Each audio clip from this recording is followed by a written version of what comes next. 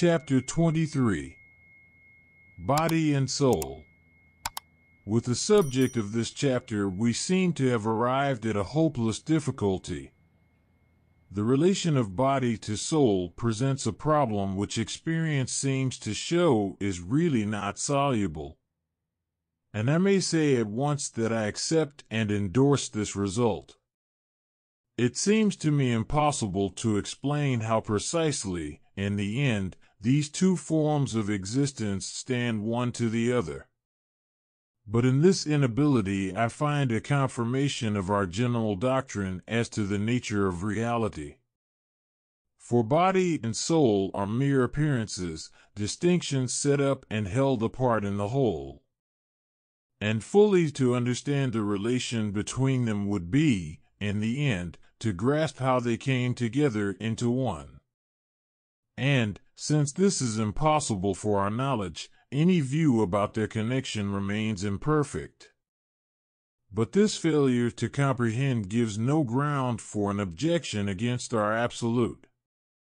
It is no disproof of a theory that, before some questions as to how, it is forced to remain dumb. For you do not throw doubt on a view till you find inconsistency. If the general account is such that it is bound to solve this or that problem, then such a problem, left outside, is a serious objection. And things are still worse where there are aspects which positively collide with the main conclusion. But neither of these grounds of objection holds good against ourselves. Upon the view which we have found to be true of the absolute, we can see how and why some questions cannot possibly be answered. And in particular, this relation of body and soul offers nothing inconsistent with our general doctrine. My principal object here will be to make this last point good. And we shall find that neither body nor soul, nor the connection between them, can furnish any ground of objection against our absolute. The difficulties which have arisen are due mainly to one cause. Body and soul have been set up as independent realities. They have been taken to be things whose kinds are different and which have existence each by itself and each in its own right. And then, of course, their connection becomes incomprehensible, and we strive in vain to see how one can influence the other. And at last, disgusted by our failure, we perhaps resolve to deny wholly the existence of this influence. We may take refuge in two series of indifferent events, which seem to affect one another while, in fact, merely running side by side. And, because their conjunction can scarcely be bare coincidence, we are driven, after all, to admit some kind of connection. The connection is now viewed as indirect, and as dependent on something else to which both series belong. But, while each side retains its reality and self-subsistence, they, of course, cannot come together, and, on the other hand, if they come together, it is because they have been transformed, and are not things, but appearances. Still, this last is a conclusion for which many of us are not prepared. If soul and body are not 2-inch things, the mistake, we fancy, has lain wholly on the side of the soul. For the body at all events seems a thing, while the soul is unsubstantial. And so, dropping influence altogether, we make the soul a kind of adjective supported by the body. Or, since, after all, adjectives must qualify their substantives, we turn the soul into a kind of immaterial secretion, ejected and, because out, making no difference to the organ. Nor do we always desert this view when matter has itself been discovered to be merely phenomenal.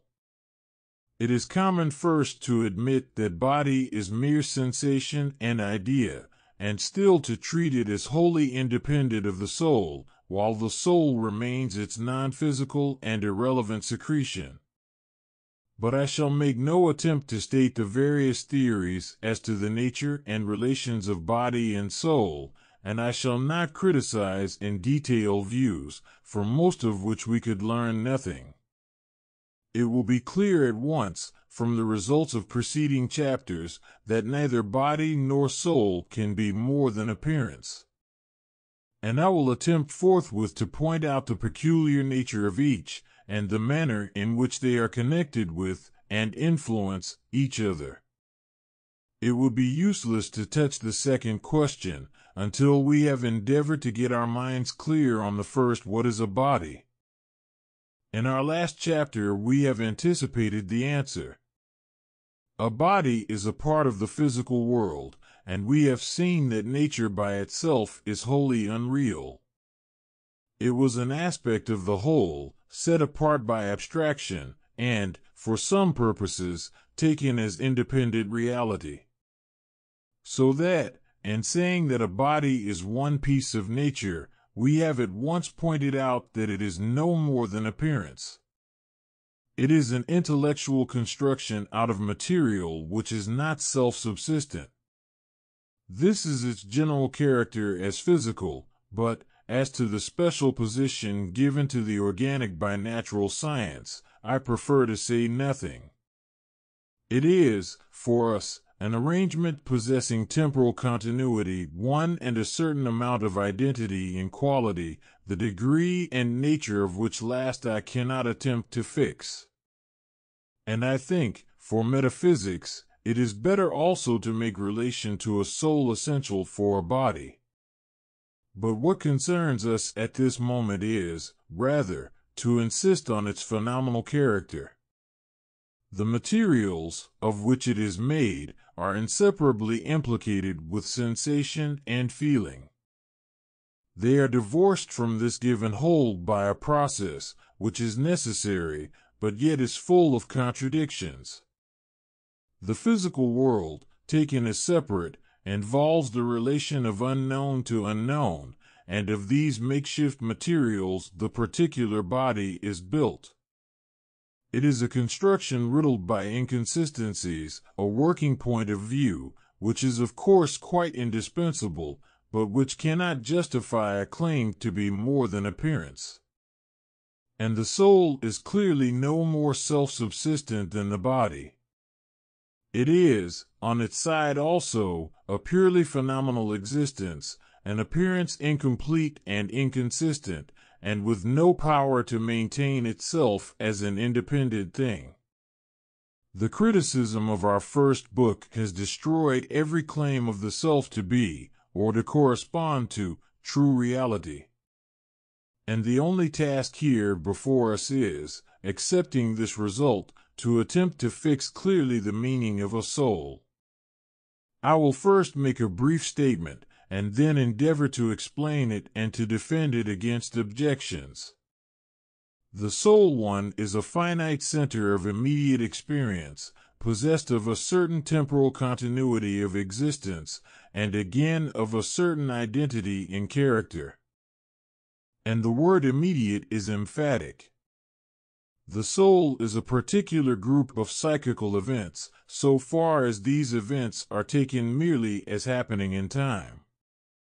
It excludes consideration of their content, so far as this content qualifies something beyond the serial existence of these events. Take the whole experience of any moment, one entire this now, as it comes, regard that experience as changed and as continued in time, consider its character solely as happening, and, again, as further influencing the course of its own changes. This is perhaps the readiest way of defining a soul. Point 1, but I must endeavor to draw this out, and briefly to explain it. It is not enough to be clear that the soul is phenomenal, in the sense of being something which, as such, fails to reach true reality. For, unless we perceive to some extent how it stands towards other sides of the universe, we are likely to end in complete bewilderment. And a frequent error is to define what is psychical so widely as to exclude any chance of a rational result, for all objects and aims which come before me are in one sense the states of my soul. Hence, if this sense is not excluded, my body and the whole world become psychical phenomena, and amid this confusion my soul itself seeks an unintelligible place as one state of itself. What is most important is to distinguish the soul's existence from what fills it, and yet there are few points, perhaps, on which neglect is more common. And we may bring the question home thus. If we were to assume that in the universe there is nothing beyond souls, still within these souls the same problem would call for solution. We should still have to find a place for the existence of soul, as distinct both from body and from other aspects of the world. It may assist us in perceiving both what the soul is, and again what it is not, if we view the question from two sides. Let us look at it, first, from the experience of an individual person, and then, afterwards, let us consider the same thing from outside, and from the ground of an admitted plurality of souls. If then, beginning from within, I take my whole given experience at any one moment, and if I regard a single this now, as it comes in feeling and is mine, may I suppose that in this I have found my true soul? Clearly not so, for such existence is too fleeting. My soul is not merely the something of one moment, but it must endure for a time and must preserve its self-sameness. I do not mean that it must itself be self-conscious of identity, for that assertion would carry us too far on the other side. And as to the amount of continuity and of self-same character which is wanted, I am saying nothing here. I shall touch later on both these questions, so far as is necessary, and for the present will confine myself to the general result. The existence of a soul must endure through more than one presentation, and hence experience, if immediate and given and not transcending the moment, is less than my soul. But if, still keeping to experience, we take it in another sense, we none the less are thwarted. For experience now is as much too wide as before it was too narrow. The whole contents of my experience, it makes no difference here whether I myself or another person considers them, cannot possibly be my soul, unless my soul is to be as large as the total universe. For other bodies and souls, and God Himself, are all states of my mind, and in this sense make part of my particular being. And we are led at once to the distinction, which we noticed before, between the diverse aspects of content and of psychical existence. Our experience, in short, is, essentially and very largely, ideal. It shows an ideal process which, beginning from the unity of feeling, produces the differences of self and not self, and separates the divisions of the world from themselves and from me. All this wealth, that is, subsists through a divorce between the sides of existence and character. What is meant by any one of the portions of my world is emphatically not a mere fact of experience. If you take it there, as it exists there, it always is something, but this something can never be the object in question. We may use as an example my horse or my own body. Both of these must, for me at least, be nothing but experience, for, what I do not experience, to me must be nothing. And, if you push home the question as to their given existence, you can find it nowhere except in a state of my soul. When I perceive them, or think of them, there is, so far, no discoverable fact outside of my psychical condition. But such a fact is for me not the fact of my horse or, again, of my body. Their true existence is not that which is present in my mind, but rather, as perhaps we should say, present to it. Their existence is a content which works apart from, and is irreconcilable with, its own psychical being. It is a what discrepant with, and transcending its that. We may put it shortly by saying that the true fact is fact, only so far as it is ideal. Hence the universe and its objects must not be called states of my soul. Indeed, it would be better to affirm that these objects exist, so far as the psychical states do not exist. For such experience of objects is possible only so far as the meaning breaks loose from the given existence, and has, so regarded, broken this existence in pieces. And we may state the conclusion thus. If my psychical state does not exist, then the object is destroyed, but, again, unless my state could, as such, perish, no object would exist. The two sides of fact, and of content working loose from that fact, are essential to each other.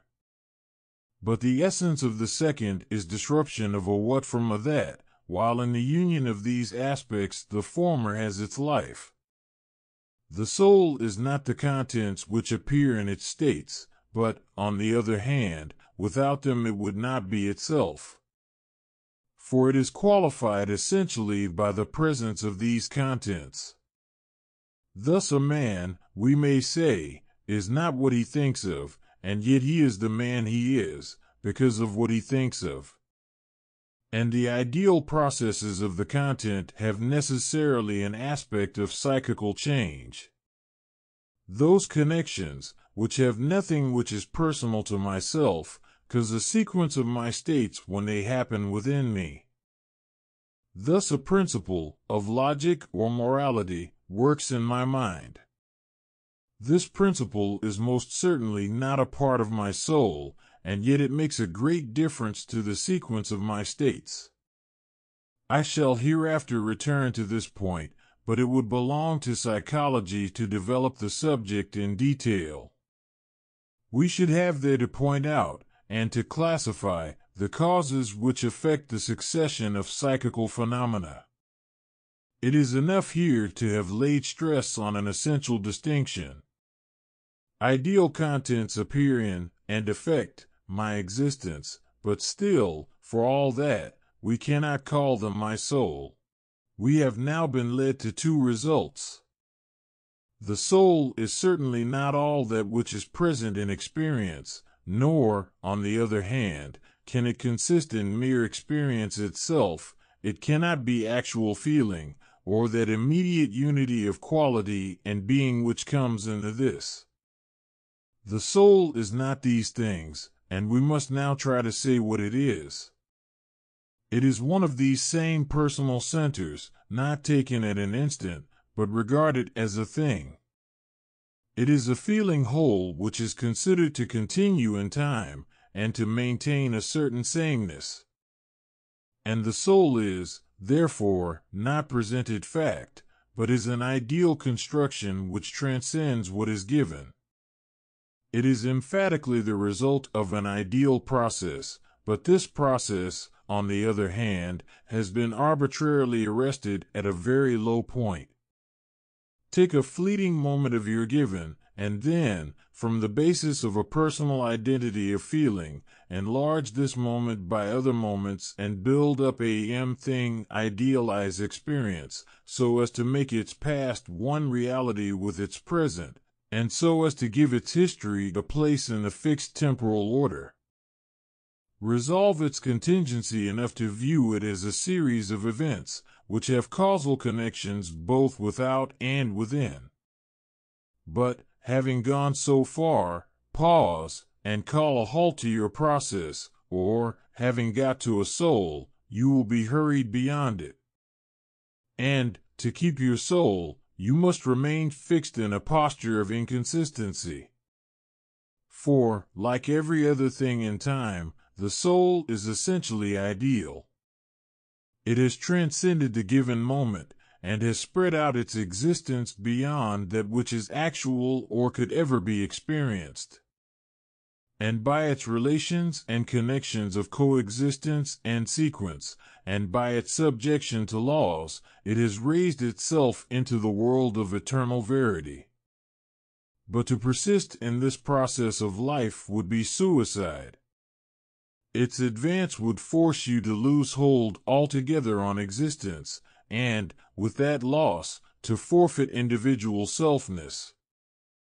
And hence, on the other side, the soul clings to its being in time, and still reaches after the unbroken unity of content with reality. Its contents, therefore, are allowed only to qualify the series of temporal events. And this result is a mere compromise. Hence the soul persists through a contrivance, and through the application of matter to a particular purpose. And, because this application is founded on and limited by no principle, the soul in the end must be judged to be rooted in artifice. It is a series which depends on transcendence, and yet desires to be taken as sensible fact. And its inconsistency is now made man in its use of its contents. These are as wide as TNE universe itself, and, on this account, they are unable to qualify the soul. And yet, on the other hand, they must do so, if the soul is to have the quality which makes it itself. Hence these contents must be taken from one side of their being, and the other side, for a particular end, is struck out. In order for the soul to exist, experience must be mutilated.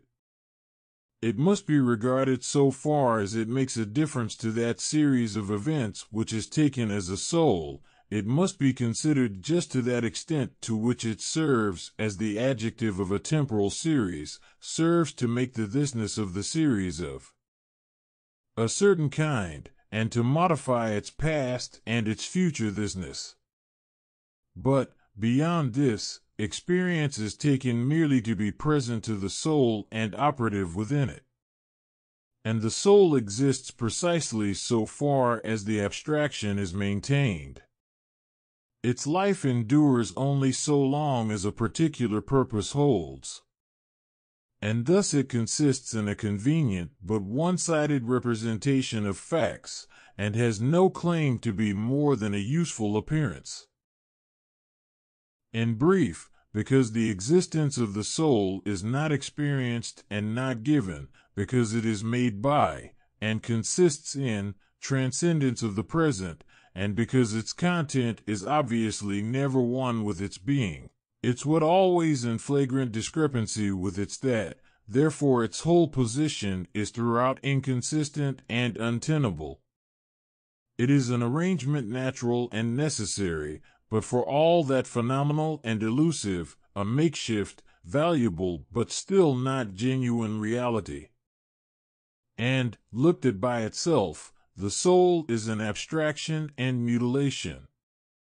It is the arbitrary use of material for a particular purpose. And it persists only by refusing to see more in itself than subserves its own existence. It may be instructive, before we go on, to regard the same question from the side of the absolute. Let us, for the sake of argument, assume that in the whole there is no material which is not a state of some soul. From this we might be tempted to conclude that these souls are the reality, or at least must be real. But that conclusion would be false, for the souls would fall within the realm of appearance and error. They would be, but, as such, they would not have reality. They would require a resolution and a recomposition, in which their individualities would be transmuted and absorbed. For we have seen that the absolute is the union of content and existence. It stands at a level above, and comprehending, those distinctions and relations in which the imperfect unity of feeling is dissipated. Let us then take the indefinite plurality of the this-nows, or immediate experiences, as the basis and starting point, and, on the other side, let us take the absolute as the end, and let us view the region between as a process from the first to the second. It will be a field of struggle in which content is divorced from, and strives once more towards, unity with being. Our assumption in part will be false, since the immediately given is already inconsistent. Point 1. But, in order to instruct ourselves, let us suppose here that the fact of experience is real, and that, above it once more, the absolute gains higher reality. Still, where is the soul? The soul is not immediate experience, for that comes given at one moment, and the soul still less can be the perfected union of all being and content. This is obvious, and, if so, the soul must fall in the middle space of error and appearance. It is the ideal manufacture of one extreme with a view to reach the other, a manufacture suspended at a very low stage, and suspended on no defensible ground. The plurality of souls in the absolute is, therefore, appearance, and their existence is not genuine. But because the upward struggle of the content to ideal perfection, having made these souls, still rises both in them and above them, they, in themselves, are nearer the level of the lower reality. The first and transitory union of existence and content is, with souls, less profoundly broken up and destroyed. And hence souls, taken as things with a place in the time series, are said to be facts and actually to exist. Nay, on their existence, in a sense, all reality depends. For the higher process is carried on in a special relation with these lower results, and thus, while moving in its way, it affects the souls in their way, and thus everything happens in souls, and everything is their states. And this arrangement seems necessary, but on the other hand, if we view it from the side of the absolute, it is plainly self-inconsistent. To gain consistency and truth it must be merged, and recomposed in a result in which its specialty must vanish. Souls, like their bodies, are, as such, nothing more than appearance. And, that we may realize this more clearly, we find ourselves turning in a circular maze. Just as the body was for nature, and upon the other hand nature merely through relation to a body, so in a different fashion it is with the soul. For thought is a state of souls, and therefore is made by them, while, upon its side, the soul is a product of thought. The thing, existing in time and possessor of states, is made what it is by ideal construction. But this construction itself appears to depend on a psychical center, and to exist merely as its state. And such a circle seems vicious.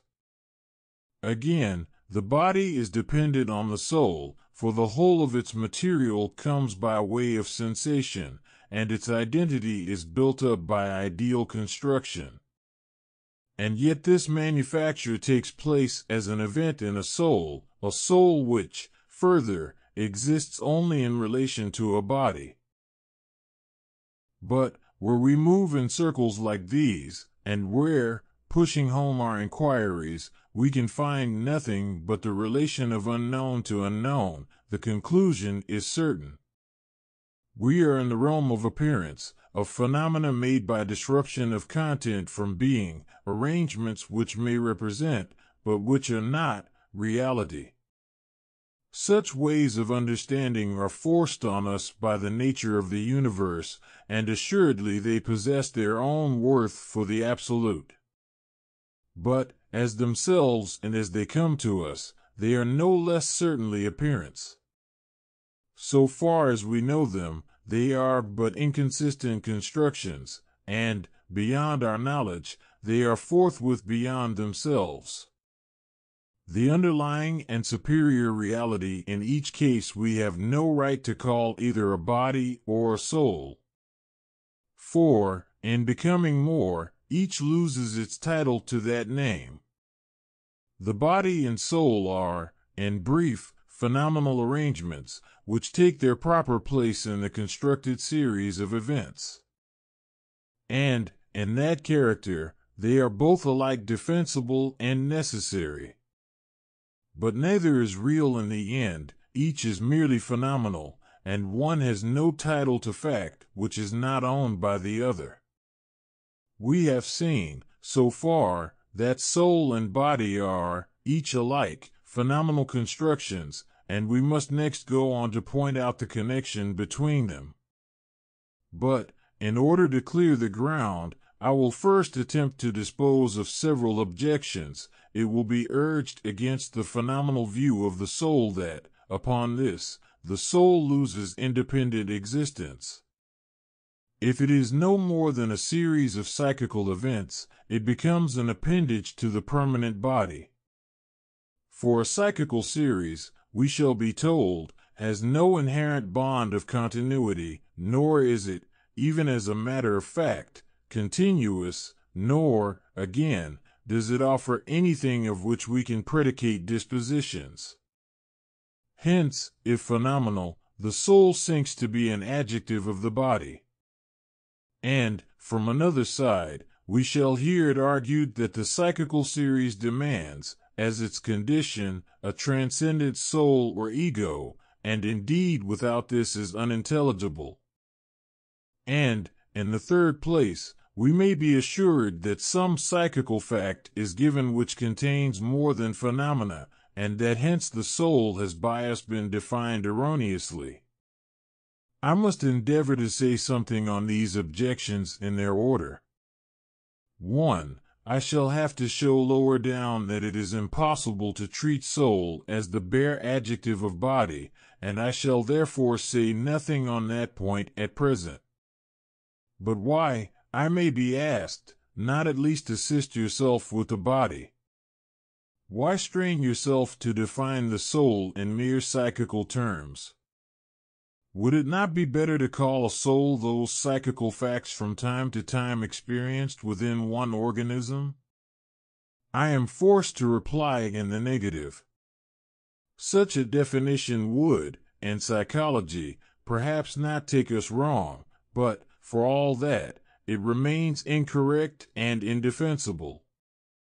For, with lower organisms especially, it is not so easy to fix the limits of a single organism. And, again further, we might perhaps wish to define the organism by its relation to a single soul. And, if so, we should have fallen into a vicious circle. Nor is it, once more, even certain that the identities of soul and of body coincide. We, I presume, are not sure that one soul might not have a succession of bodies.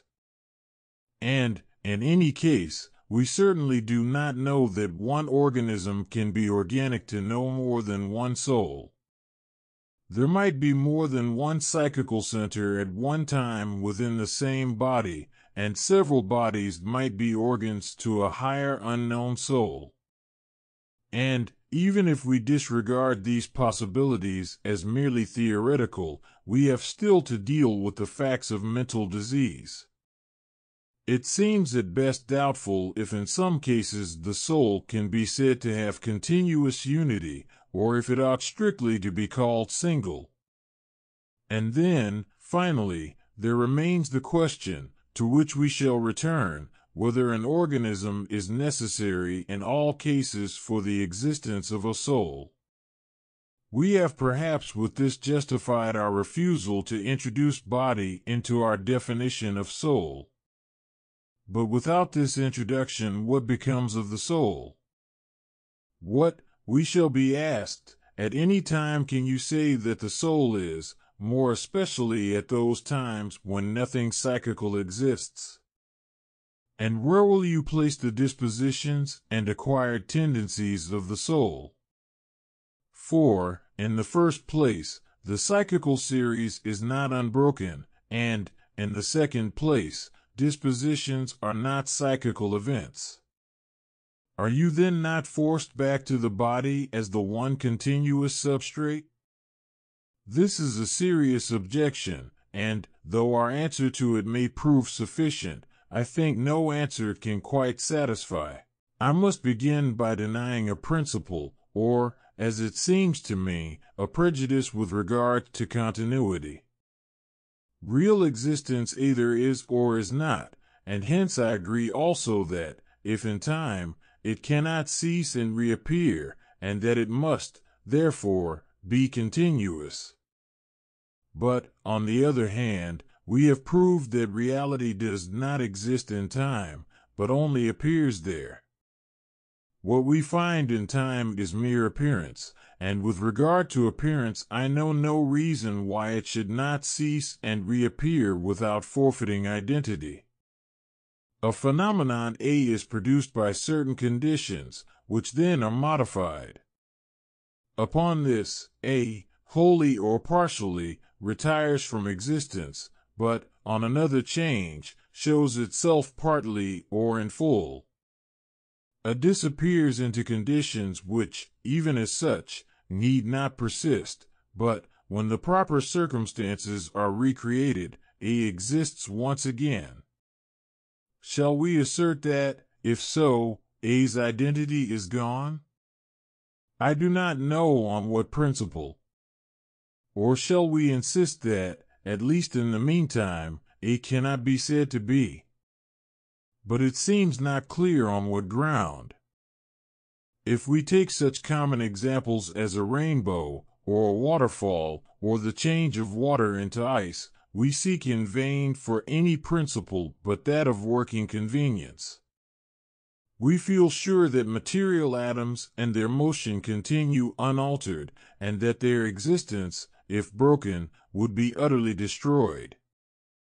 But, unless we falsely take these atoms and their motion for ultimate reality, we are resting here on no basis beyond practical utility.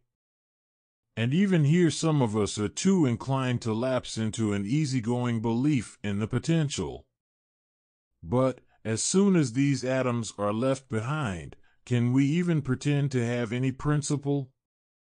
We call an organism identical, though we do not suppose that its atoms have persisted.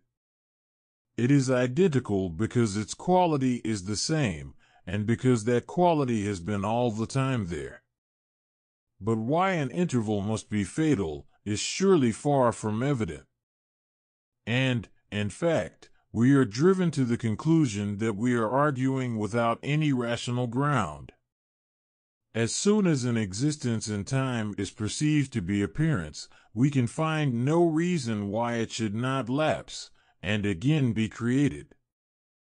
And with an organism, where even the matter is not supposed to persist, we seem to have deserted every show of principle. There is a further point which, before proceeding, we may do well to notice. We saw in the last chapter that part of nature could hardly be said to have actual existence. Some of it seemed to be only hypothetical or barely potential, and I would urge this consideration here with regard to the organism. My body is to be real because it exists continuously, but if, on the other hand, that existence must be actual, can we call it continuous? The essential qualities of my body are certainly not, so far as we know, perceived always. But, if so, and if they exist sometimes not for perception but for thought, then most assuredly sometimes they do not exist as such, and hence their continuity is broken. Thus we have been forced to another very serious admission. We not only are ignorant why continuity in time should be essential, but, so far as the organism goes, we do not know that it possesses such continuity.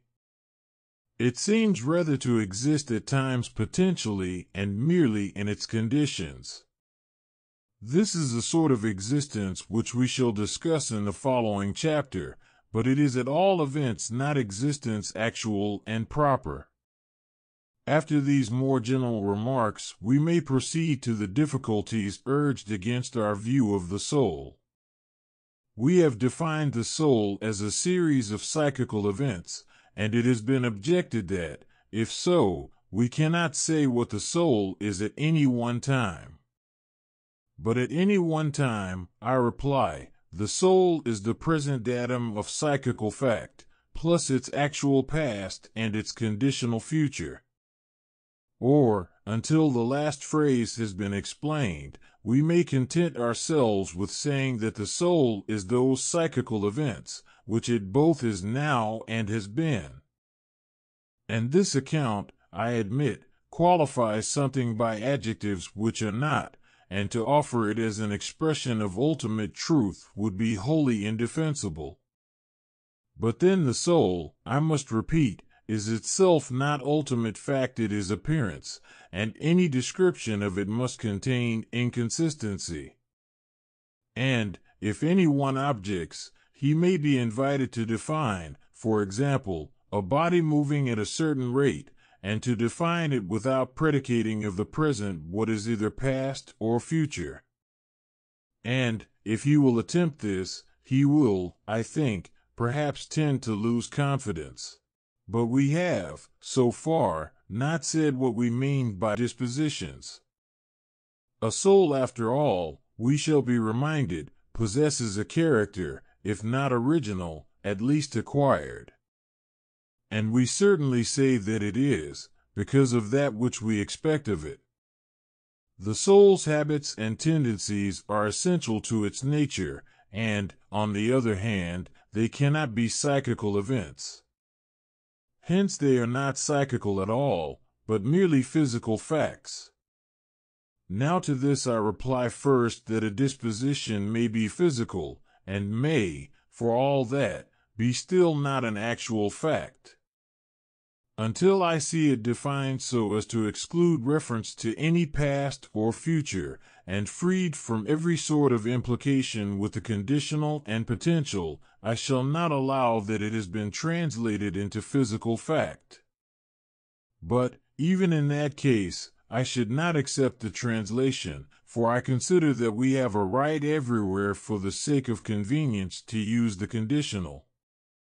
Into the proper meaning of this term I shall inquire in the next chapter, but I will try to state briefly here how we apply it to the soul. In saying that the soul has a disposition of a certain kind, we take the present and past psychical facts as the subject, and we predicate of this subject other psychical facts, which we think it may become. The soul at present is such that it is part of those conditions which, given the rest, would produce certain psychical events. And hence the soul is the real possibility of these events, just as objects in the dark are the possibility of color. Now this way of speaking is, of course, in the end incorrect, and is defensible only on the ground of convenience. It is convenient, when facts are and have been such and such, to have a short way of saying what we infer that in the future they may be. But we have no right to speak of dispositions at all, if we turn them into actual qualities of the soul. The attempt to do this would force us to go on enlarging the subject by taking in more conditions, and in the end we should be asserting of the universe at large. I admit that it is arbitrary and inconsistent to predicate what you cannot say the soul is, but what you only judge about it. But everywhere, in dealing with phenomena, we can find no escape from inconsistency and arbitrariness. We should not lessen these evils, but should greatly increase them, if we took a disposition as meaning more than the probable course of psychical events. But the soul, I shall be reminded, is not continuous in time, since there are intervals and breaks in the psychical series. I shall not attempt to deny this. We might certainly fall back upon unconscious sensations, and insist that these, and any case and always are to some extent there. And such an assumption could hardly be shown to be untrue. But I do not see that we could justify it on any sufficient ground, and I will admit that the psychical series either is, or at all events may be broken. But, on the other side, this admitted breach seems quite unimportant. I can find no reason why a soul's existence, if interrupted and resumed, should not be identical. Even apart from memory, if these divided existences showed the same quality, we should call them the same, or, if we declined, we should find no reason that would justify our refusal. We might insist that, at any rate, in the interval the soul has lived elsewhere, or that this interval must, at all events, not be too long, but, so far as I see, in both cases we should be asserting without a ground. On the other hand, the amount of qualitative sameness wanted for psychical identity seems fixed on no principle. And the sole conclusion we can draw is this, that breaks in the temporal series are no argument against our regarding it as a single soul. What then in the interim, I may be asked, do you say that the soul is? For myself, I reply, I should not say it is at all, when it does not appear. All that in strictness I could assert would be that actually the soul is not, though it has been, and again may be. And I have urged above that we can find no valid objection to intervals of non-existence. But speaking not strictly, but with a view to practical convenience, we might affirm that in these intervals the soul still persists. We might say it is the conditions, into which it has disappeared, and which probably will reproduce it. And, since the body is a principal part of these conditions, we may find it convenient to identify the potential soul with the body. This may be convenient, but we must remember that really it is incorrect. For, firstly, conditions are one thing, and actual fact another thing. And, in the second place, the body is not all the conditions required for the soul. It is impossible wholly to exclude the action of the environment.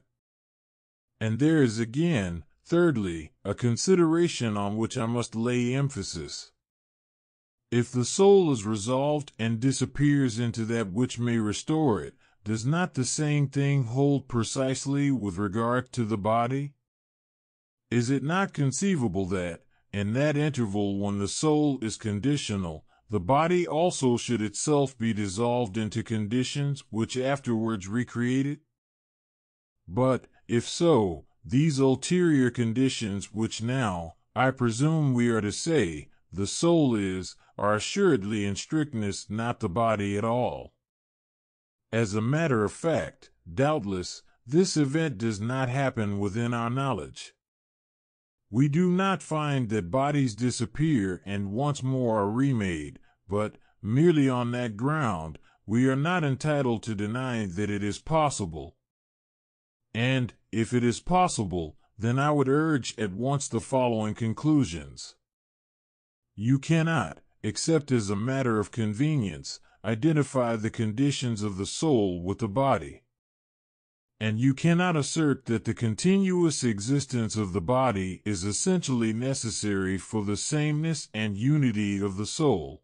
We have now dealt with the subject of the soul's continuity, and have also said something on its dispositions. And, before passing on to objections of another kind, I will here try to obviate a misunderstanding. The soul is an ideal construction, but a construction by whom? Could we maintain that the soul exists only for itself? This would be certainly an error, for we can say that a soul is before memory exists, or when it does not remember. The soul exists always for a soul, but not always for itself. And it is an ideal construction, not because it is cyclical, but because it is a series appearing in time. The same difficulty attaches to all phenomenal existence, past and future, and the nature which no one perceives exist, as such, only for some subject which thinks them. But this neither means that their ultimate reality consists in being thought, nor does it mean that they exist outside of finite souls. And it does not mean that the real is made by merely adding thought to our actual presentations. Immediate experience in time and thought are each alike but false appearance, and, in coming together, each must forego its own distinctive character. In the absolute there is neither mere existence at one moment nor any ideal construction. Each is merged in a higher and all-containing reality. 2. We have seen, so far, that our phenomenal view of the soul does not degrade it to an adjective depending on the body. Can we reply to objections based on other grounds? The psychical series, we may be told, demands as its condition a something transcended, a soul or ego which stands above and gives unity to the series. But such a soul, I reply, merely adds further difficulties to those we had before. No doubt the series, being phenomenal, is the appearance of reality, but it hardly follows from this that its reality is an ego or soul. We have seen that such a being, because finite, is infected with its own relations to other finites. And it is so far from giving unity to the series of events that their plurality refuses to come together with its singleness. Hence the oneness remains standing outside the many, as a further finite unit. You cannot show how the series becomes a system in the soul, and, if you could, you cannot free that soul from its perplexed position as one finite related to other finites. In short, metaphysically your soul or ego is a mass of confusion, and we have now long ago disposed of it. And if it is offered us merely as a working conception, which does not claim truth, then this conception, as we have seen, will not work in metaphysics. Its alleged function must be confined to psychology and empirical science, and the further consideration of it here would be, therefore, irrelevant. 3. But our account of the soul, as a series of events, may be attacked perhaps from the ground of psychology itself. There are psychical facts, it may be urged, which are more than events, and these facts, it may be argued, refute our definition. I must briefly deal with this objection, and my reply may be summed up thus. There are psychical facts, which are more than events, but, if they are not also events, they are not facts at all. I will take these two propositions in their order.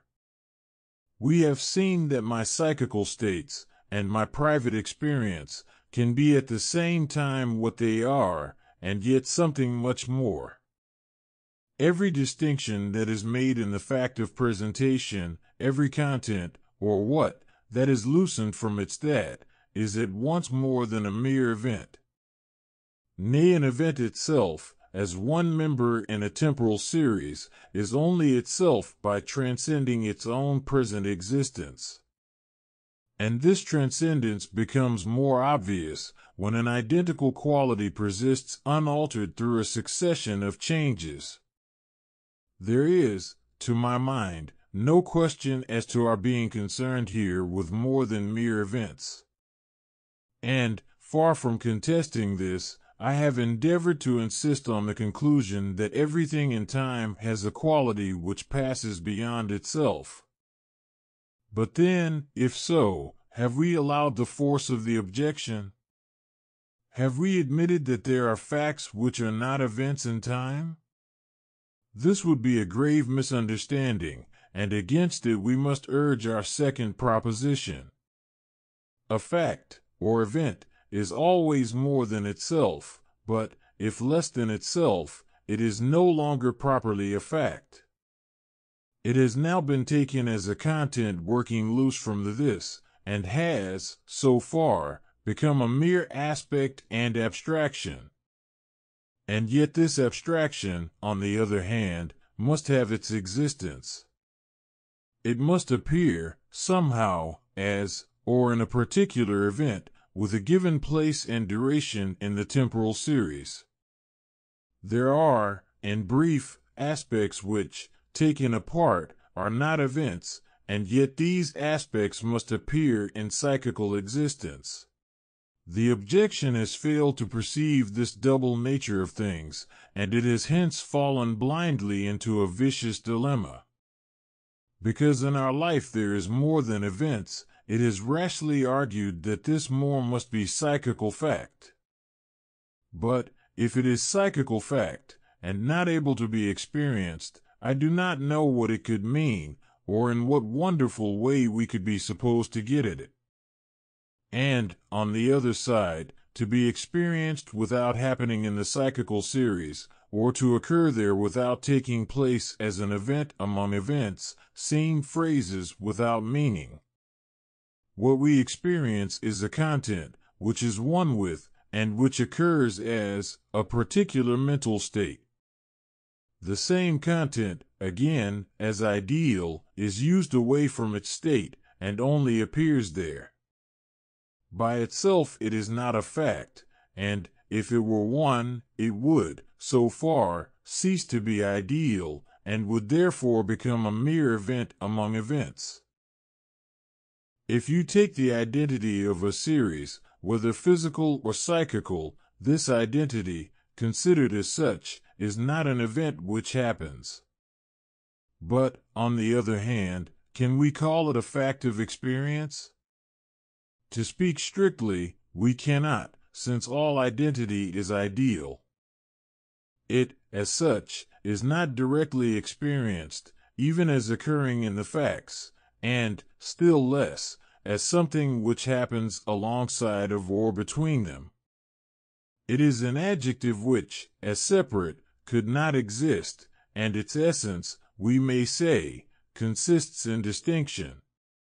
But, on the other side, this distinction, and, again the construction of a series, is an event. And it must happen in a soul, for where else could it exist? As a mental state, more than its mere content, it also must have a place, and duration, in the psychical series. And, otherwise, it could not be a part of experience.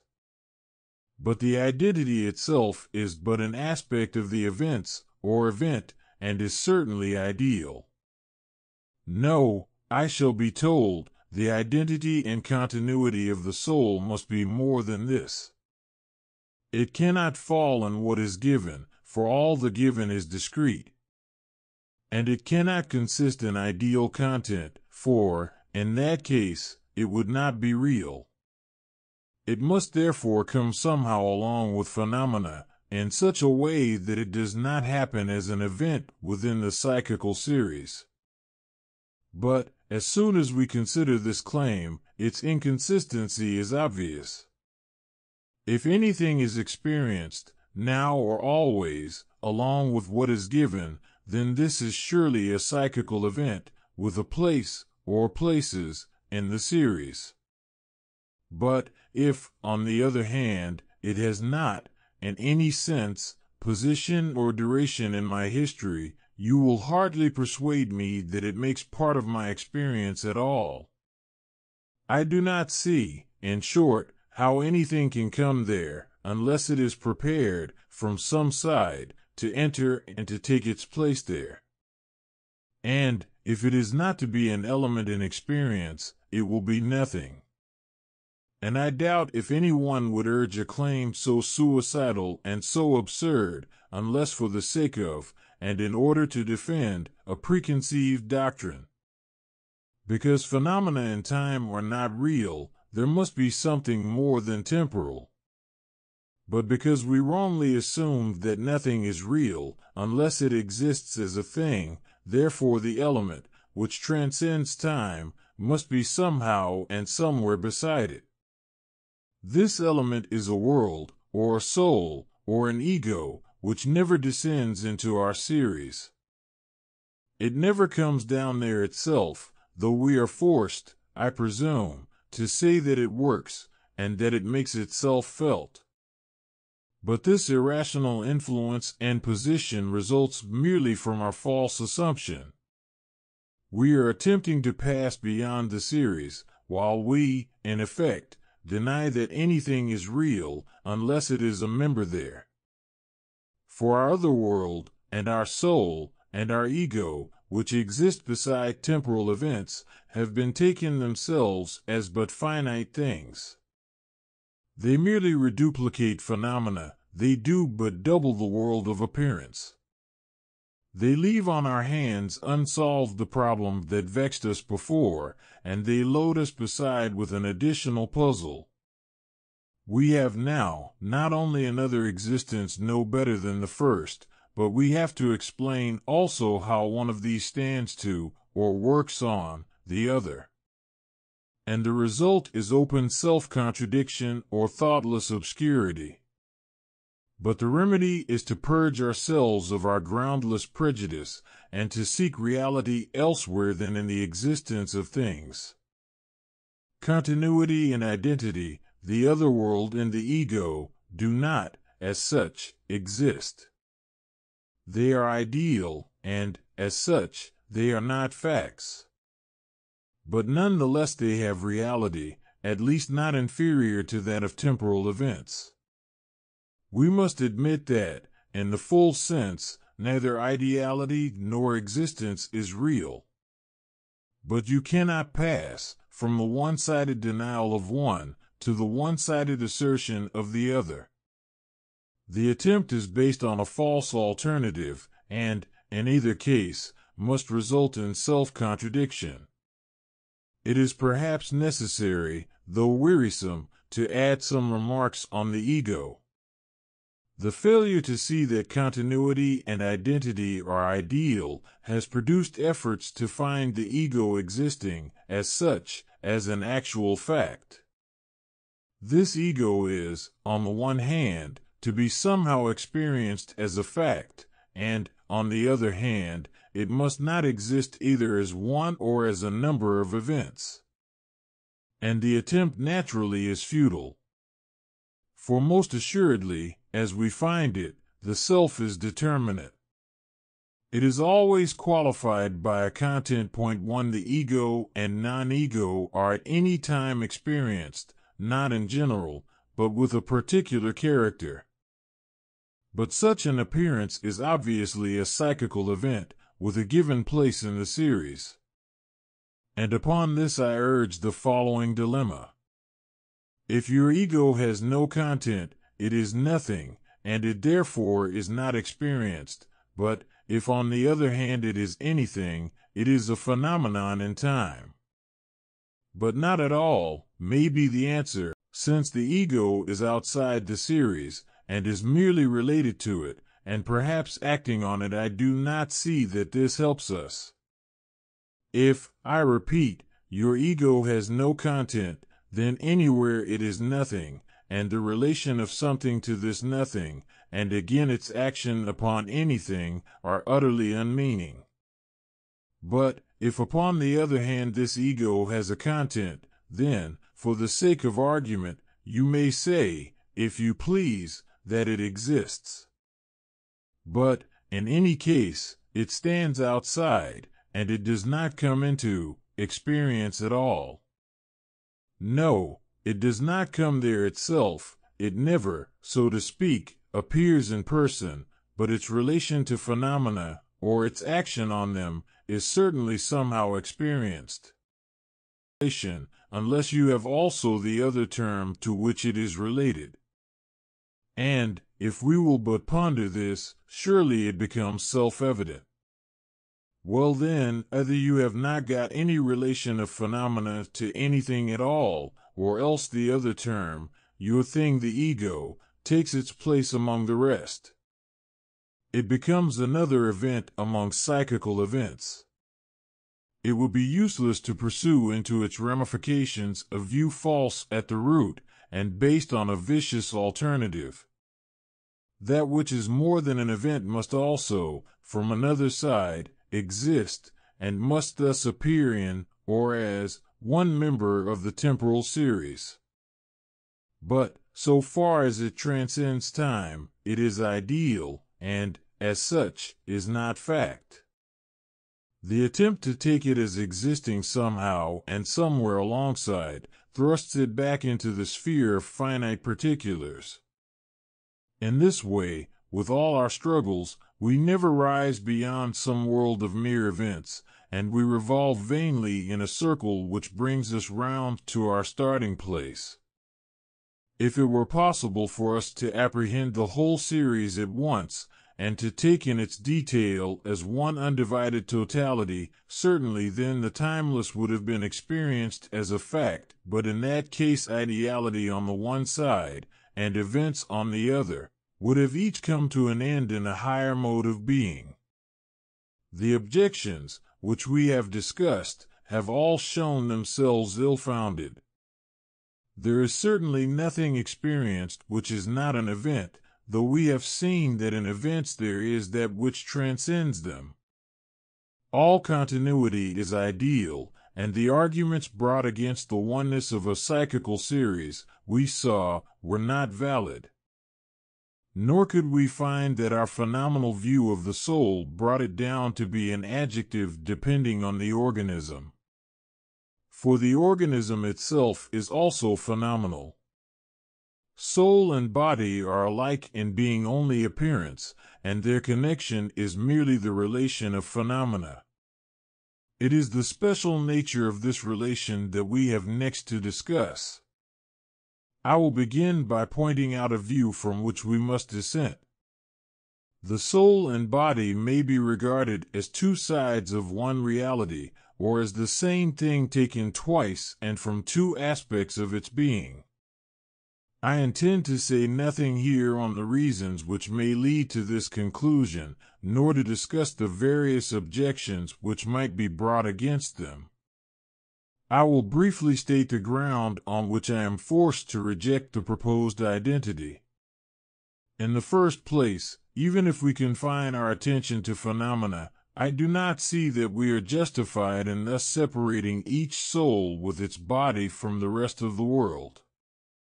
And there is a fatal objection to this doctrine, if carried further. If in the end soul and body are to be one thing, then, with whatever justification, you have concluded to a plurality of finite reals within the absolute. But we have seen that such a conclusion is wholly indefensible.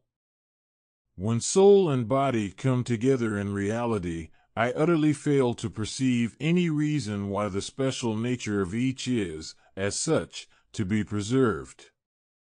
It is one thing to be convinced that no element or aspect of phenomena can be lost in the absolute. But it is quite another thing to maintain that every appearance, when there, continues to keep its distinctive character. To be resolved rather and to be merged, each as a factor in what is higher, is the nature of such things as the body and the soul. And with this we are brought to a well-known and much debated question. Is there a causal connection between the physical and the psychical, and are we to say that one series influences the other?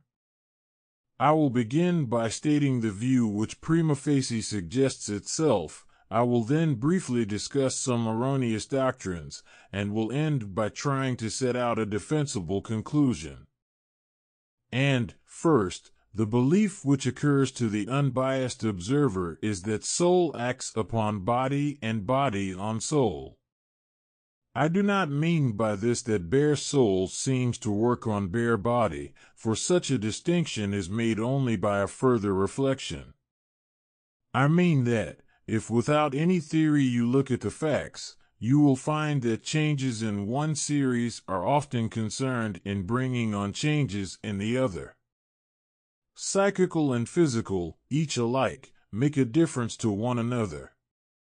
It is obvious that alterations of the soul come from movements in the organism, and it is no less obvious that the latter may be consequent on the former. We may be sure that no one, except to save a theory, would deny that in volition mind influences matter. And with pain and pleasure such a denial would be even less natural. To hold that now in the individual pleasure and pain do not move, but are mere idle accompaniments, to maintain that never in past development have they ever made a difference to anything, surely this strikes the common observer as a woeful paradox. And, for myself, I doubt if most of those, who have accepted the doctrine in general, have fully realized its meaning. This natural view, that body and soul have influence on each other, we shall find in the end to be proof against attack. But we must pass on now to consider some opposing conclusions. The man who denies the interaction in any sense of body and soul must choose from amongst the possibilities which remain. He may take the two series as going on independently and side by side, or may make one the subordinate and adjective of the other. And I will begin by making some remarks on the parallel series. But I must ignore the historical development of this view, and must treat it barely as if it were an idea which is offered us today. I would observe, first, that an assertion or a denial of causation can hardly be proved if you insist on demonstration. You may show that every detail we know points towards one result, and that we can find no special reason for taking this result as false. And, having done so much, you certainly have proved your conclusion. But, even after this, a doubt remains with regard to what is possible. And, unless all other possibilities can be disposed of, you have failed to demonstrate. In the particular doctrine before us we have, I think, a case in point.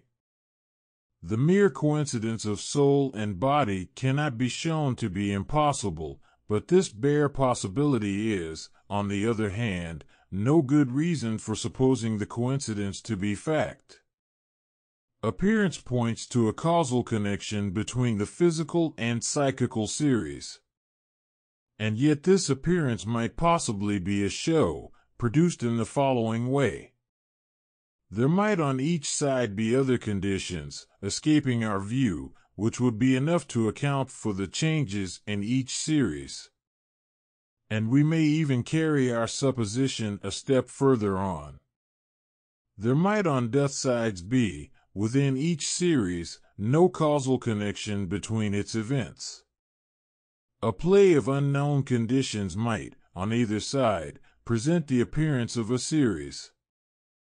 The successive facts would in that case show a regular sequence, but they would not actually be members and links of any one connected series.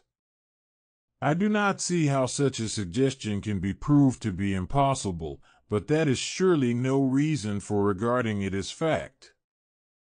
And to this same result we are led, when we return to consider the idea of two coinciding series. The idea seems baseless, and I do not think it necessary to dwell further on this point. We seem, therefore, driven to regard soul and body as causally connected, and the question will be as to the nature of their connection. Can this be all, so to speak, on one side? Is the soul merely an adjective depending on the body, and never more than an effect? Or is, again, the body a mere accompaniment resulting from the soul? Both these questions must be met by an emphatic negative. The suggested relation is, in each case, inconsistent and impossible. And, since there is no plausibility in the idea of physical changes always coming from, and never reacting on, the soul, I will not stop to consider it. I will pass to the opposite one-sidedness, a doctrine equally absurd, though, at first sight, seeming more plausible. Psychical changes, upon this view, are never causes at all, but are solely effects. They are adjectives depending upon the body, but which at the same time make absolutely no difference to it. They do not quite fall outside causation, for they are events which certainly are produced by physical changes. But they enter the causal series in one character only. They are themselves produced, but on the other hand nothing ever results from them. And this does not merely mean that, for certain purposes, you may take primary qualities as unaffected by secondary, and may consider secondary qualities as idle adjectives which issue from primary. It means that all psychical changes are effects, brought about by what is physical, while themselves absolutely without any influence on the succession of phenomena. I have been forced to state this view in my own terms as, though widely held, I do not find it anywhere precisely expressed. Its adherents satisfy themselves with metaphors and rest on half-worked-out comparisons. And all that their exposition, to me, makes clear is the confusion which it springs from. The falseness of this doctrine can be exhibited from 2 points of view. It involves the contradiction of an adjective which makes no difference to its substantive, one, and the contradiction of an event in time, which is an effect, but not a cause. For the sake of brevity, I shall here confine myself to the second line of criticism. I must first endeavor, in my own way, to give to the materialistic doctrine a reasonable form, and I will then point out that its inconsistency is inherent and not removable. If we agree to bring psychical events under the head of what is secondary, we may state the proposed way of connection as follows. A, B, C is the succession of primary qualities, and it is taken to be a true causal series. Between the secondary products, A, B, C, is no causal connection, nor do they make any difference to the sequence of C from B and of B from A. They are, each of them, adjectives which happen, but which produce no consequence. But, though their succession is not really causal, it must nonetheless appear so, because it is regular. And it must be regular, since it depends on a series which is unalterably fixed by causation. And in this way the alleged inconsistency is avoided, and all is made harmonious. We are not forced into the conclusion that the selfsame cause can produce 2 different effects. A is not first followed by mere B, and then again by B, since A is, in fact, irremovable from A. Nor is it necessary to suppose that the sequence A, B must ever occur by itself. For will, in fact, accompany A, and B will always occur with B. Still, this inseparability will in no way affect our result, which is the outcome and expression of a general principle. A, B, C is the actual and sole thread of causation, while A, B, C are the adjectives which idly adorn it. And hence these latter must seem to be that which really they are not. They are in fact decorative, but either always or usually so as to appear constructional. This is the best statement that I can make in defense of my unwilling clients, and I have now to show that this statement will not bear criticism. But there is one point on which I, probably, have exceeded my instructions. To admit that the sequence A, B, C does not exist by itself would seem contrary to that view which is more generally held. Yet, without this admission, the inconsistency can be exhibited more easily. The law of causation is the principle of identity applied to the successive. Make a statement involving succession, and you have necessarily made a statement which, if true, is true always. Now, if it is true universally that B follows A, then that sequence is what we mean by a causal law. If, on the other hand, the sequence is not universally true, then it is not true at all. For B, in that case, must have followed something more or less than A, and hence the judgment A, B was certainly false. Thus a stated fact of succession is untrue till it has been taken as a fact of causation. And a fact of causation is truth which is, and must be, universal. It is an abstracted relation, which is either false always, or always true. And hence, if we are able to say ever that B follows mere A, then this proposition A, B is eternal verity. But, further, a truth cannot be itself and at the same time something different. And therefore once affirm A, B, and you cannot affirm also and as well A, B, if in both cases you are keeping to the same A. For if the event B follows, while arising from no difference, you must assert of mere A both B and B. But these two assertions are incompatible. In the same way, if A has, as a consequence, mere B, it is impossible that bare A should possess the same consequence. If it seems otherwise, then certainly A was not bare, or else A was not relevant. And any other conclusion would imply two incompatible assertions with regard to B. Hence we may come to a first conclusion about the view which makes an idle adjective of the soul. If it asserts that these adjectives both happen and do not happen for no reason at all, if it will say that the physical sequence is precisely the same, both without them and with them, then such a view flatly contradicts itself.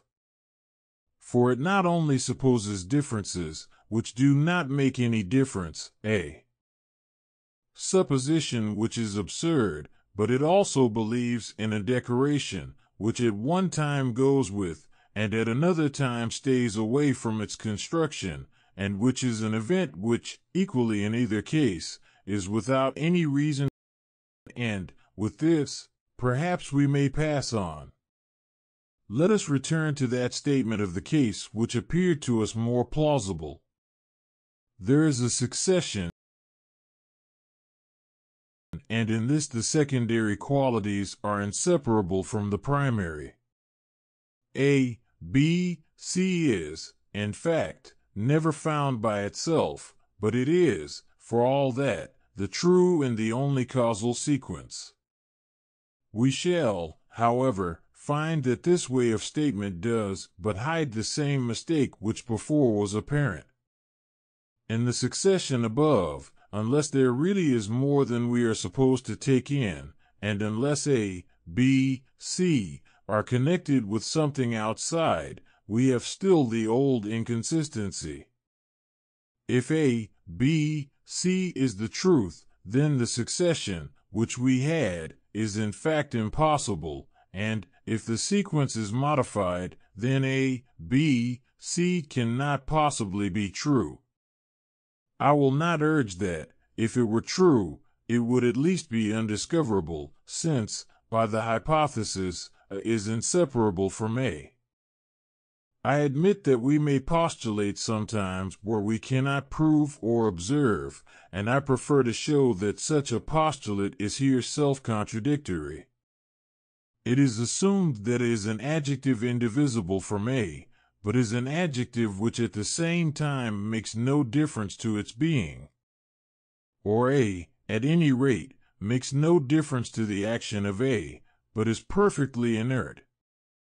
But, if so, then, as before, A possesses two predicates incompatible with each other. We cannot indeed say, as before, that in fact it is followed first by mere B, and then again by B. But we, nonetheless, are committed to assertions which clash.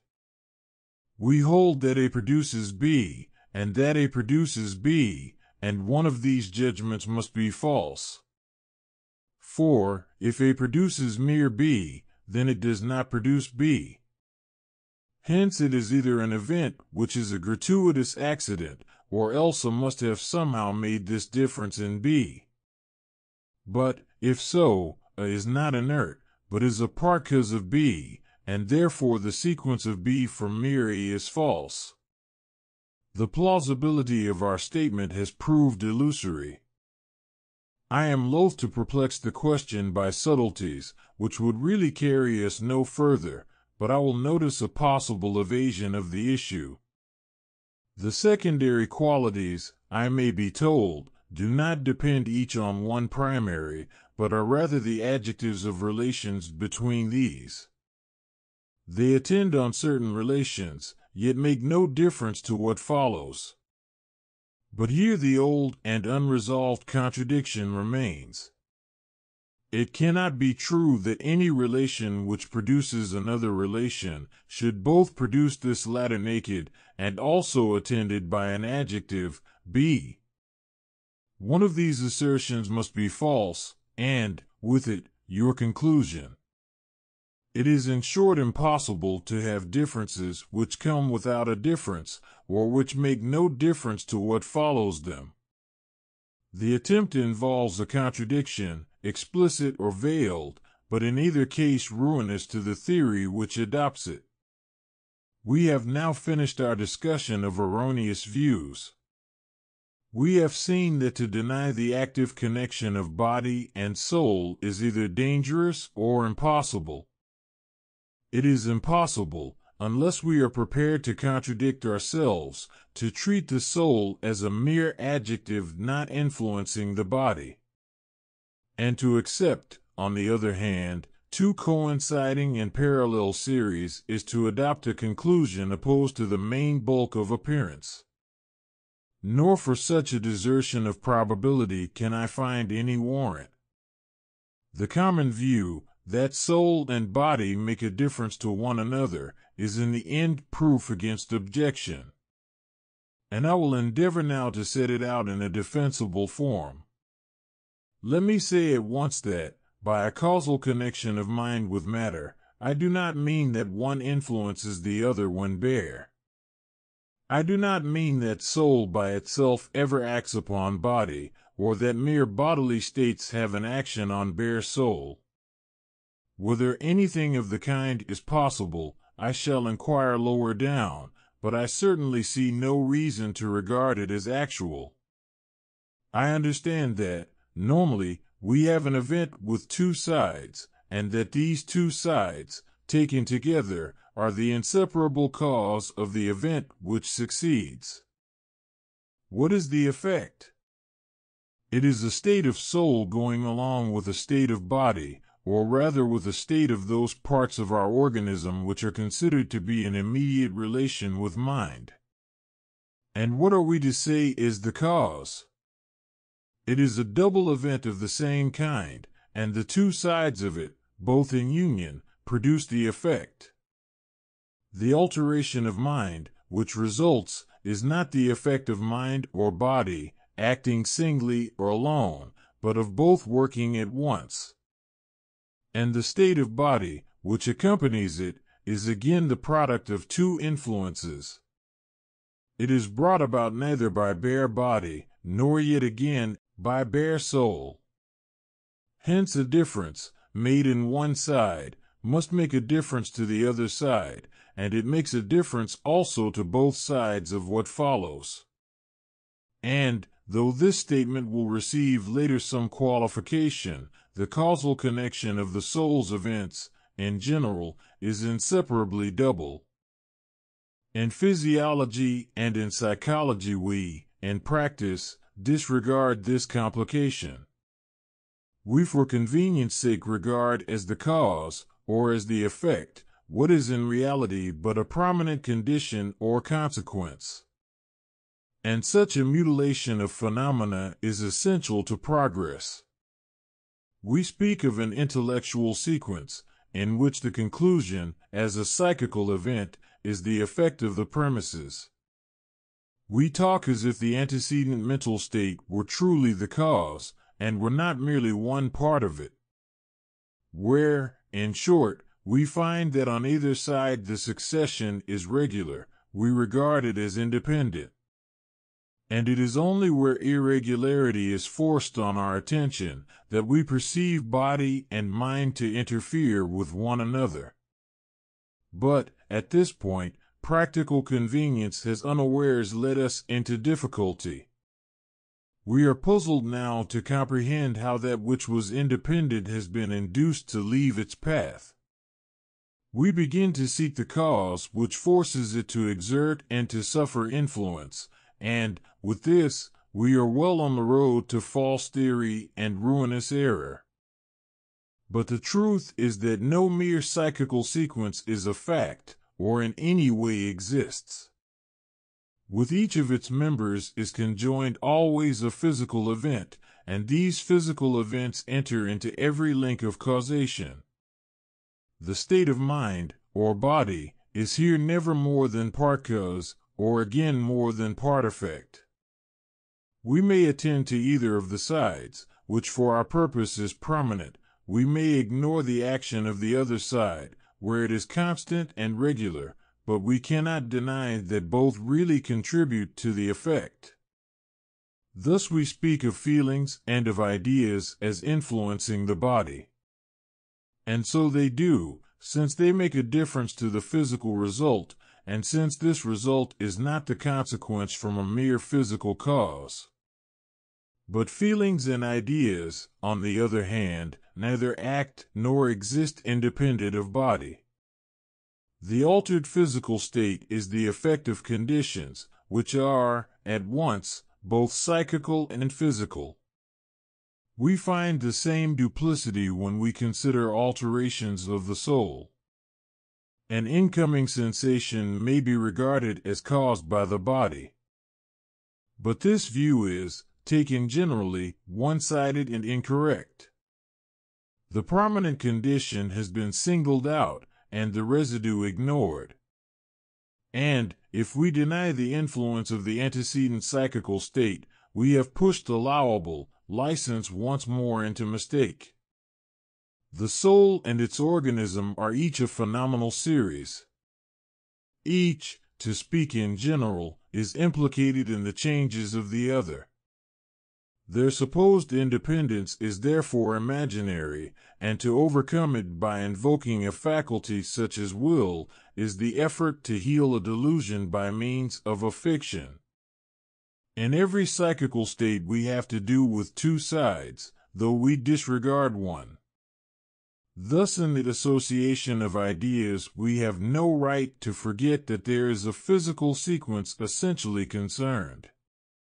And the law of association must itself be extended to take in connections formed between physical and psychical elements.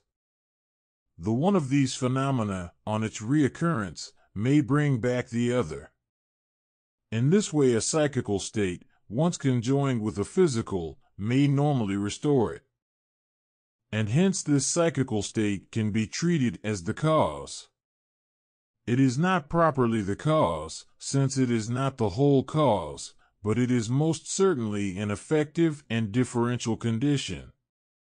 The physical event is not the result from a mere physical state.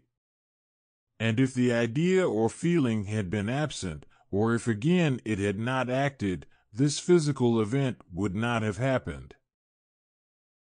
I am aware that such a statement is not an explanation, but I insist that in the end no explanation is possible. There are many inquiries which are legitimate. To ask about the seat of the soul, and about the ultimate modes of sequence and coexistence, both physical and psychical, is proper and necessary. We may remain incapable, in part, of resolving these problems, but at all events the questions they put are essentially answerable, however little we are called upon to deal with them here. But the connection of body and soul is in its essence inexplicable, and the further inquiry as to the how is irrational and hopeless. For soul and body are not realities. Each is a series, artificially abstracted from the whole, and each, as we have seen, is self-contradictory. We cannot in the end understand how either comes to exist, and we know that both, if understood, would, as such, have been transmuted. To comprehend them, while each is fixed in its own untrue character, is utterly impossible. But, if so, their way of connection must remain unintelligible. And the same conclusion may be reached by considering the causal series.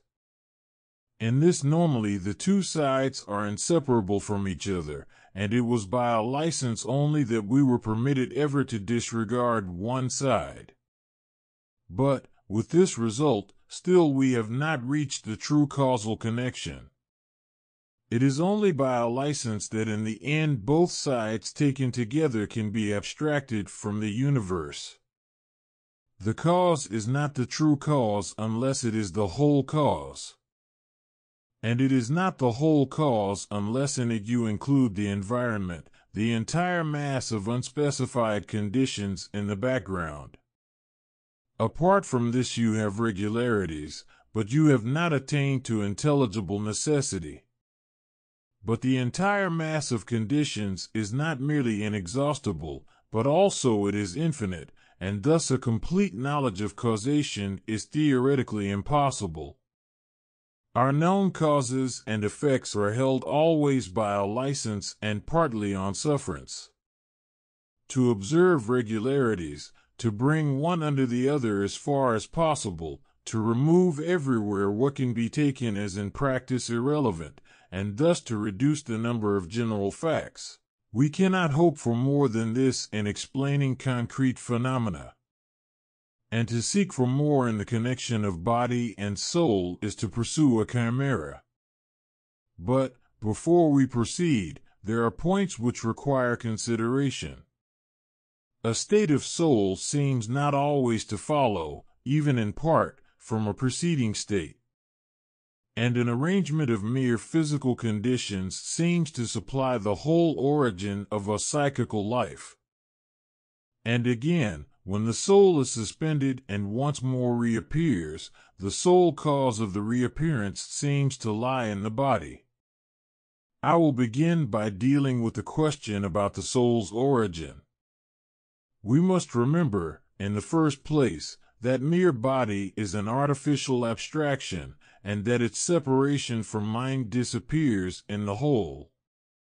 And, when the abstraction is admitted and when we are standing on this basis, it is not certain, even then, that any matter exists unconnected with soul.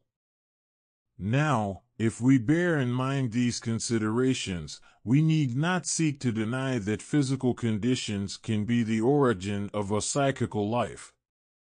We might have at one moment a material arrangement, and at the next moment we might find that this arrangement was modified and was accompanied by a certain degree of soul.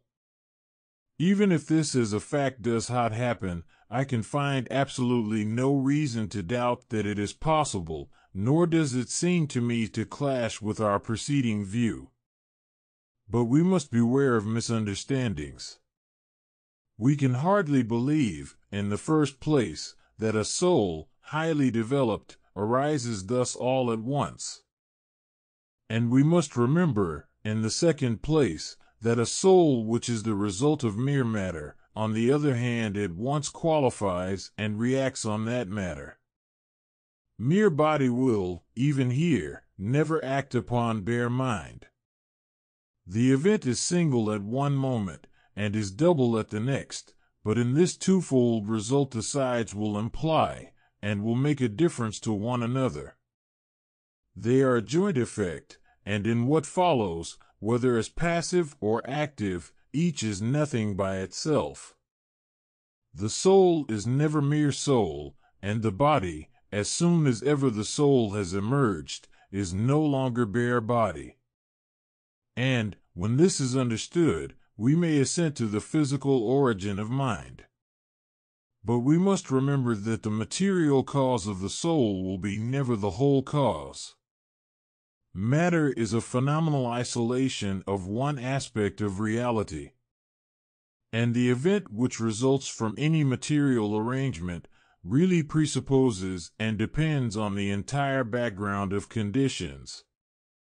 It is only through a selection, and by a license, that a mere physical cause can anywhere be supposed to exist.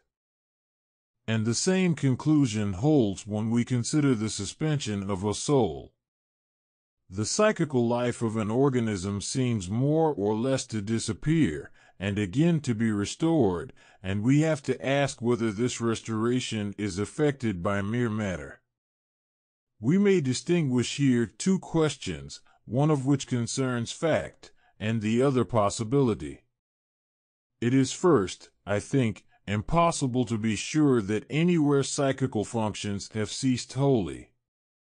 You certainly cannot conclude from the absence of familiar phenomena to the absence of everything, however different in degree or in kind. And whether, as a fact, anywhere in an organism its soul is quite suspended, I do not pretend to know. But assume for argument's sake that this is so, it does not lead to a new difficulty.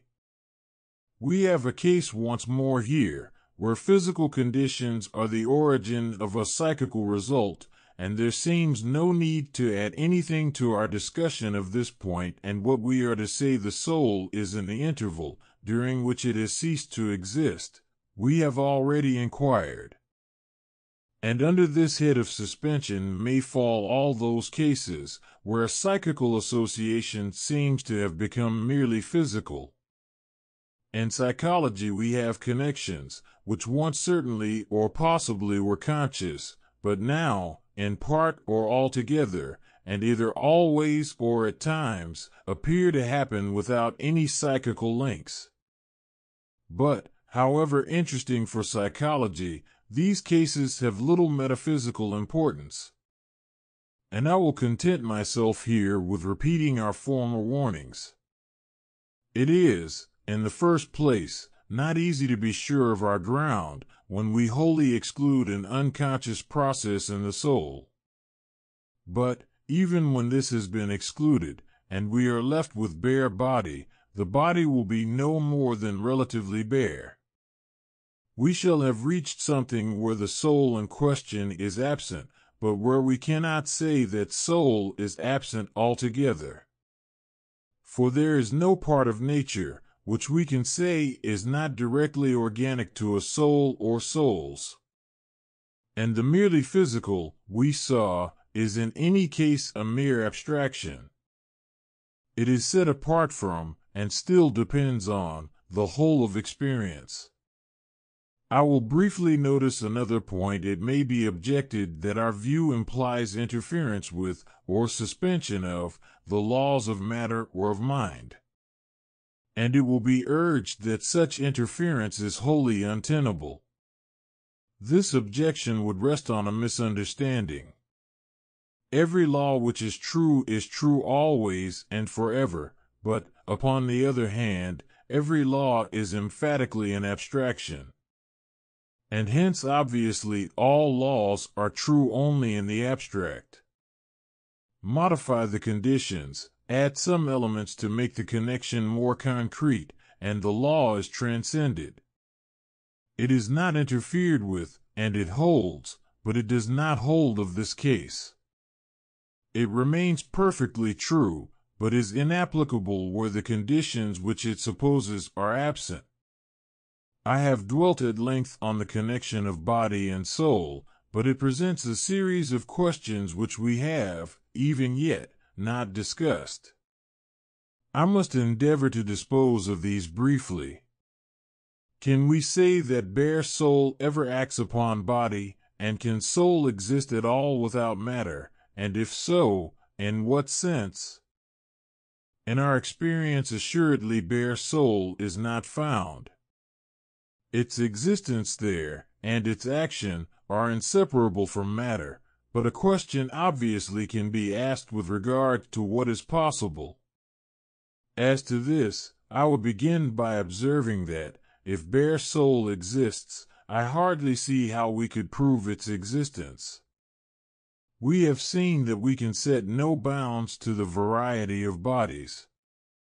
An extended organism might, nonetheless, be widely scattered and discontinuous, and again organisms might be shared wholly or partially between souls.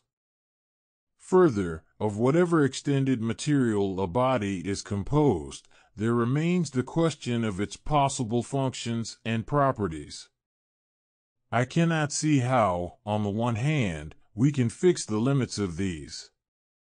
But upon the other hand, if we fail to do so, I do not understand by what process we even begin to infer the existence of bare soul. Point 1, and our result so far must be this. We may agree that soul, acting or existing in separation from body, is a thing which is possible, but we are still without the smallest reason, further, for regarding it as real. But is such a soul indeed possible? Or let us rather ask, first, what such a soul would mean. For, if disconnected from all extension, it might even then not be naked. One can imagine an arrangement of secondary qualities, not extended but constant, and this might accompany psychical life and serve as a body. We have no reason for seriously entertaining this idea, but, on the other hand, is there any argument which would prove it impossible? And we may come to the same conclusion with regard to bare soul. This would mean a psychical series devoid of every quality that could serve as an organism. Of course, if it were a spirit, immaterial and at the same time localized and extended, it would be inconsistent with itself. But there is no necessity for our falling into such self-contradiction. A psychical series without extension or locality in space, I presume, is conceivable. And this bare series might, for all we know, normally, or on occasion, even influence body. Nay, for all that I can perceive, such a naked soul might do more. Just as we saw that soul can follow from material conditions, so, in the course of events, some matter might itself result from soul. All these things are possible in this sense, that, within our knowledge, they cannot any of them be proved to be unreal. But they are mere idle possibilities. We can find no further ground for entertaining them, and in an estimate of probability we could not give them an appreciable value. But surely that which we have no more reason for taking as true is nothing which we need trouble ourselves to consider. We have in fact no choice but to treat it as wholly non-existent. We have now discussed the general connection of soul with body. We have seen that neither is reality. Each is a phenomenal series, and their members, as events in time, are causally related. The changes on one side in their sequence are inseparable from, and affected by, the changes on the other side. This, so far as body and soul are connected at all, is the normal course of things. But when we went on to investigate, we found a difference. The existence and action of bare soul is a mere possibility. We have no further reason to believe in it, nor, if it were fact, do I see how we should be able to discover it. But the existence of mere body, and the appearance of soul as its consequence, and again the partial absence or abeyance of psychical links, we found much more than possible. When properly interpreted, though we cannot prove that these are facts, they have very great probability. Still there is not, after all, the smallest ground to suppose that mere matter directly acts upon psychical states. To gain an accurate view of this connection in all its features is exceedingly difficult. But what is important for metaphysics is to realize clearly that the interest of such details is secondary. Since the phenomenal series, in any case, come together in the absolute, since their special characters must be lost there and be dissolved in what transcends them, the existence by itself of either body or soul is illusory. Their separation may be used for particular purposes, but it is, in the end, an untrue or a provisional abstraction. It is necessary, before ending this chapter, to say something on the relation of soul to soul. The way of communication between souls, and again their sameness and difference, are points on which we must be careful to guard against error. It is certain, in the first place, that experiences are all separate from each other. However much their contents are identical, they are on the other hand made different by appearing as elements in distinct centers of feeling. The immediate experiences are possessed directly of what is personal to the mind of another, would in the end be unmeaning. Thus souls, in a sense at least, are separate, but, upon the other hand, they are able to act on one another. And I will begin by inquiring how, in fact, they exercise this influence. The direct action of soul on soul is, for all we know, possible, but we have, at the same time, no reason for regarding it as more. That which influences, and that which acts, is, so far as we know, always the outside of our bodies. Nor, even if we admit abnormal perception and influence at a distance, need we modify this result. For here the natural inference would be to a medium extended in space, and of course, like ether, quite material. And in this way the abnormal connection, if it exists, does not differ in kind from what is familiar. Again, the inside of one organism might, I presume, act directly on the inside of another. But, if this is possible, we need not therefore consider it as actual. Nor do such inquiries possess genuine metaphysical interest. For the influence of the internal, whether body or soul, is not less effective because it operates through, and with, the outside, nor would it gain in reality by becoming direct. And with this we may dismiss an idea, misemployed by superstition, but from which no conclusion of the smallest importance could follow. A direct connection between souls we cannot say is impossible, but, on the other hand, we find no good reason for supposing it to exist. The possibility seems, in addition, to be devoid of all interest. We may assume then that souls do not influence each other, except through their bodies. And hence it is only by this way that they are able to communicate. Alterations of the phenomenal group, which I call my body, produce further changes in the physical environment.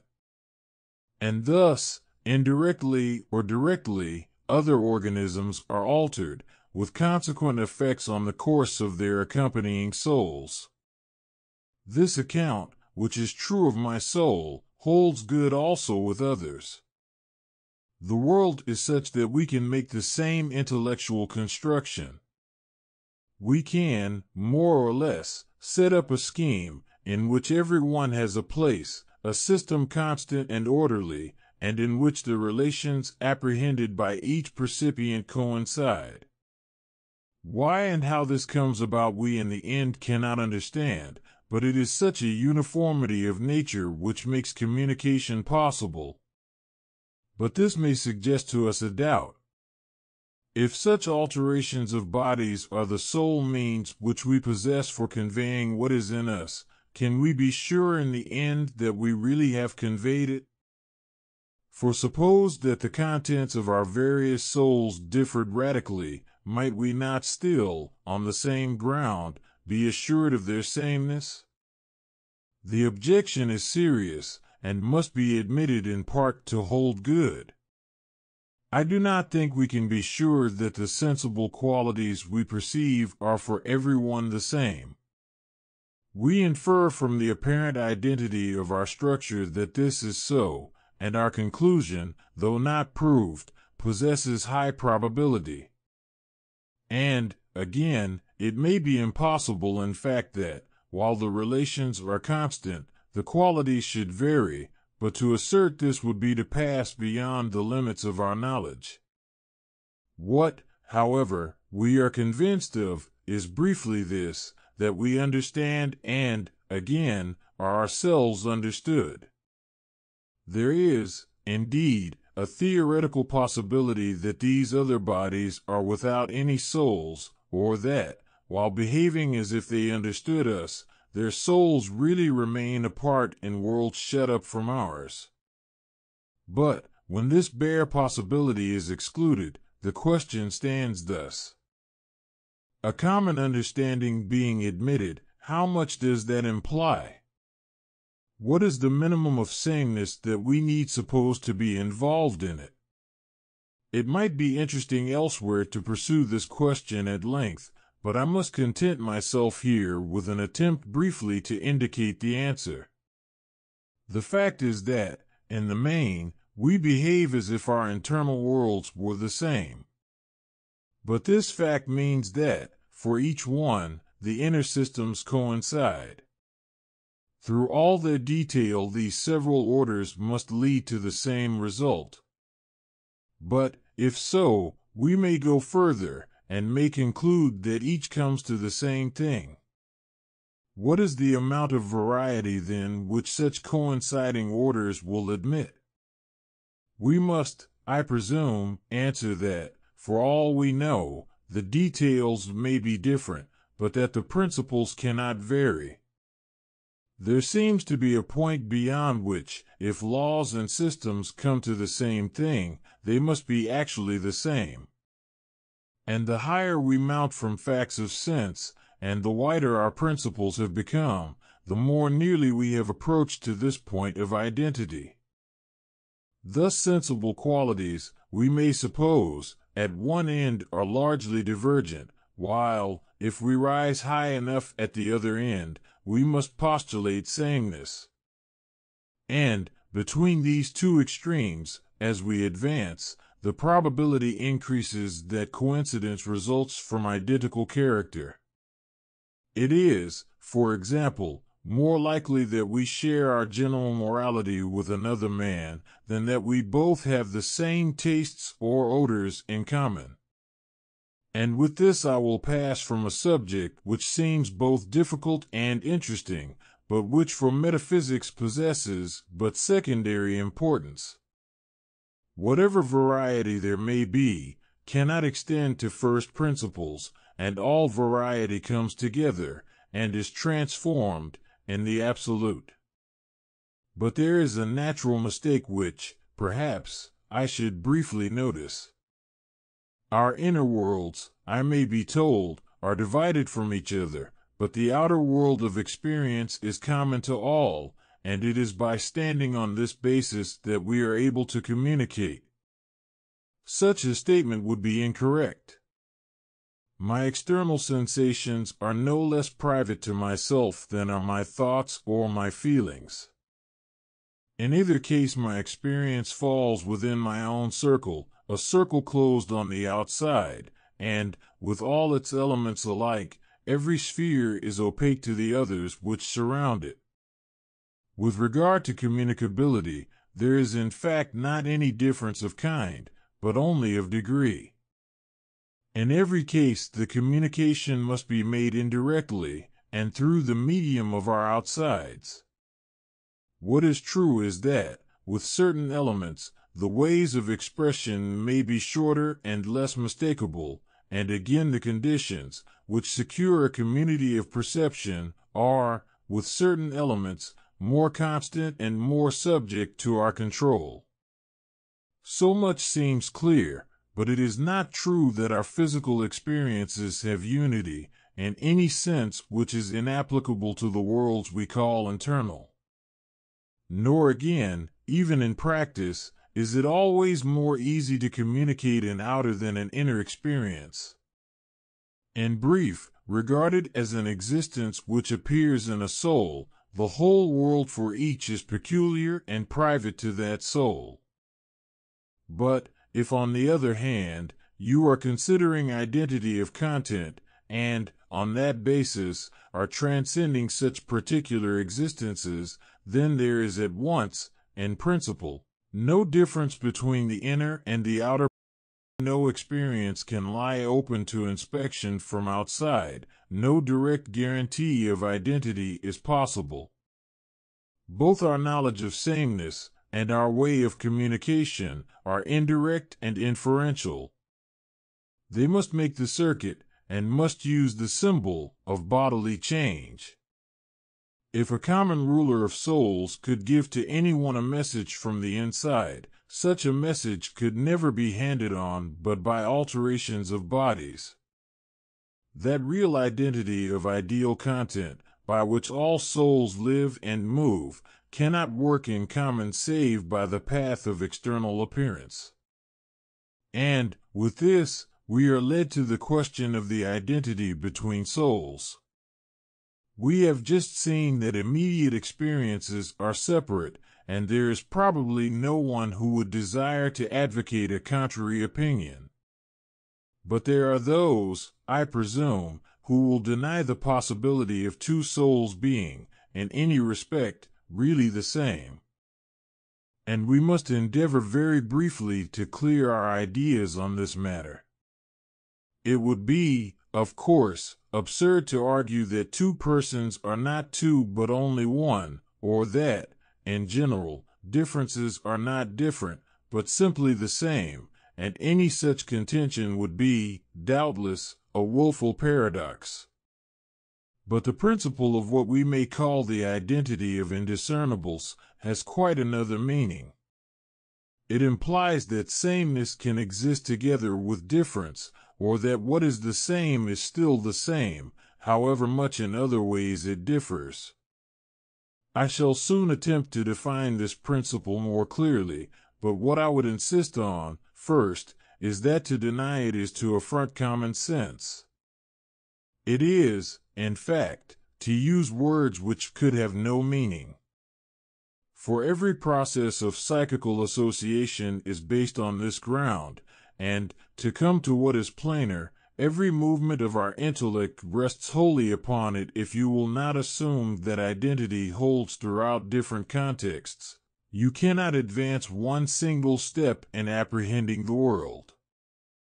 There will be neither change nor endurance, and still less, motion through space of an identical body. There will neither be cells nor things, nor, in brief, any intelligible fact, unless on the assumption that sameness in difference is real.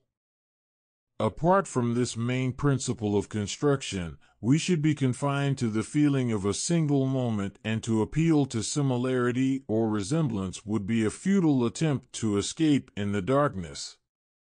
For similarity itself, when we view it in the daylight, is nothing in the world but more or less unspecified sameness. I will not dwell here on a point which elsewhere I have possibly pursued ad nauseam. No one, perhaps, would ever have betaken himself to mere resemblance, unless he had sought in it a refuge from the dangers of identity. And these dangers are the product of misunderstanding. There is a notion that sameness implies the denial of difference, while difference is, of course, a palpable fact. But really sameness, while in one respect exclusive of difference, in another respect most essentially implies it. And these two introspects are indivisible, even in idea. There would be no meaning in sameness, unless it were the identity of differences, the unity of elements which it holds together, but must not confound. And in the same way difference, while it denies, presupposes identity. For difference must depend on a relation, and a relation is possible only on a basis of sameness. It is not common sense that has any desire to reject such truths, and blindly to stand upon difference to the exclusion of identity. In ordinary science, no one would question the reality of motion, because it makes one thing the same throughout diverse times and spaces. That things to be the same must always be different, and to be different must be, therefore, the same. This is not a paradox, until it is paradoxically stated. It does not seem absurd, unless, wrongly, it is taken to imply that difference and sameness themselves are actually not different. And, apart from such misunderstanding, the ground and reason of the antagonism to identity is furnished merely by one-sided and uncritical metaphysics. This mistaken opposition is based upon a truth that has been misapprehended and perverted into error. What has been perceived, or dimly felt, is in fact a principle that, throughout this work, has so often come before us. The real in the end is self-subsistent, and contained wholly in itself, and its being is therefore not relative, nor does it admit a division of content from existence. In short, relativity and self-transcendence, or, as we may call it, ideality, cannot as such be the character of ultimate reality. And, so far as this goes, we are at one with the objectors to identity. But the question really is about the conclusion which follows from this premise.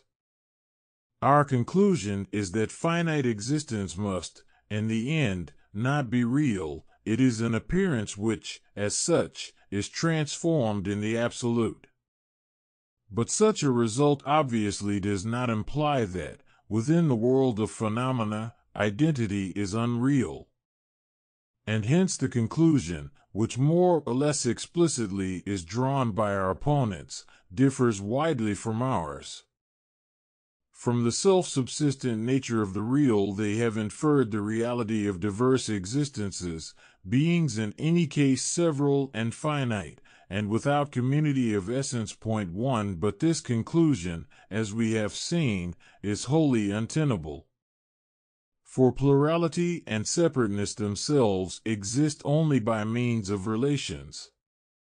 To be different from another is to have already transcended one's own being, and all finite existence is thus incurably relative and ideal. Its quality falls, more or less, outside its particular thatness, and, whether as the same or again as diverse, it is equally made what it is by community with others. Finite elements are joined by what divides, and are divided by what joins them, and their division and their junction alike are ideal.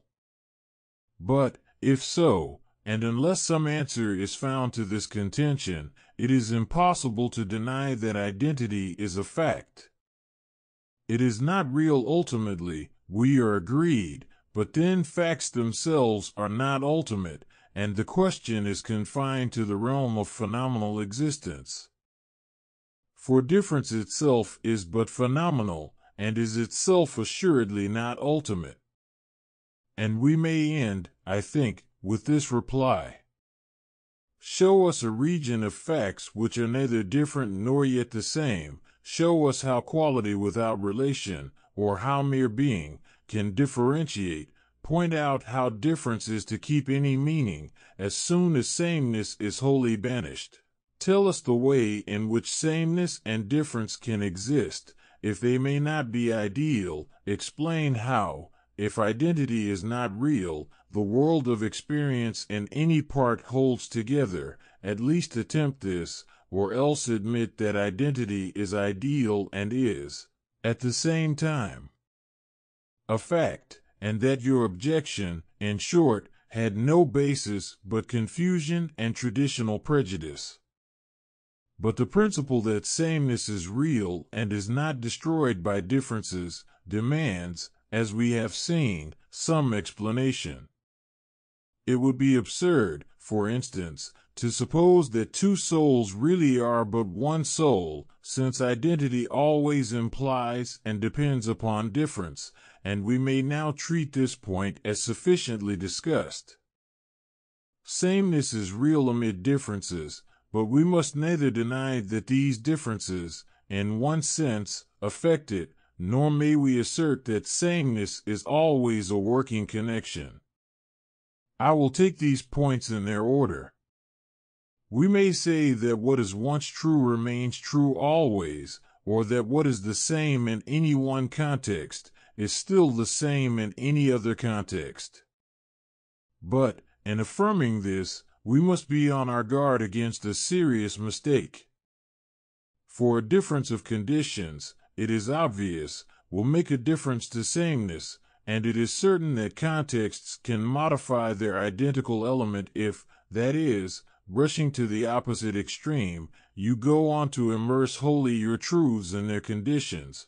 If you refuse in any respect to abstract from this total diversity, then the principle of identity becomes inapplicable. You then would not have the same thing under different circumstances, because you would have declined to see anything whatever but difference.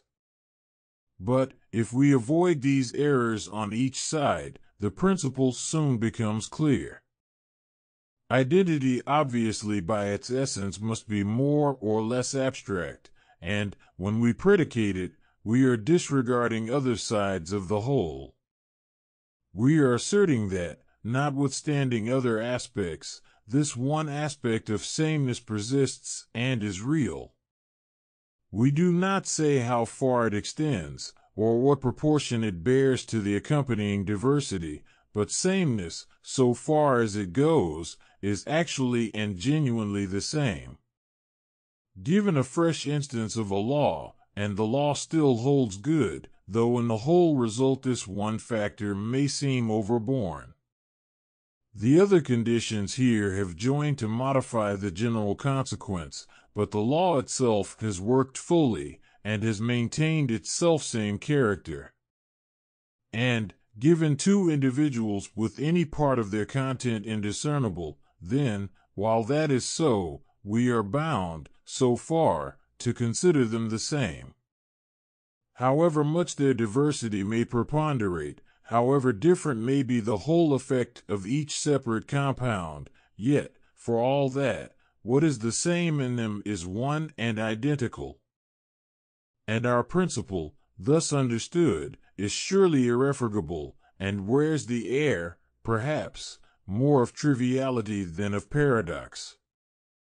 Its results indeed often would be trivial, most empty and frivolous. Its significance varies with varying conditions.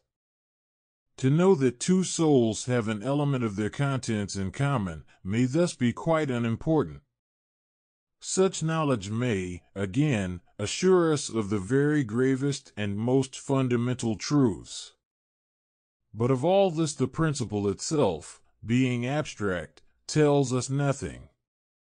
And as to any working connection, our principle is silent.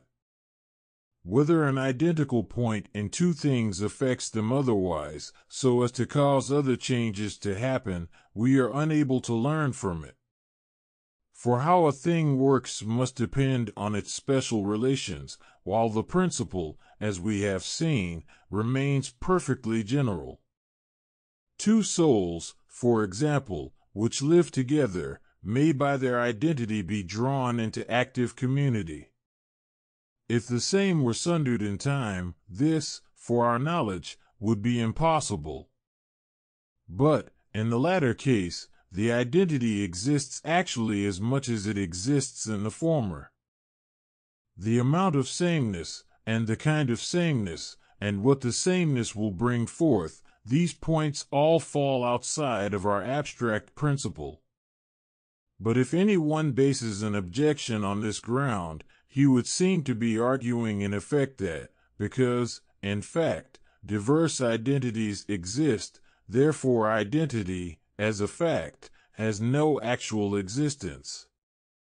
and such a position seems irrational. Our result, so far, is that the sameness between souls is a fact. The identity of their content is just as real as is their separate existence.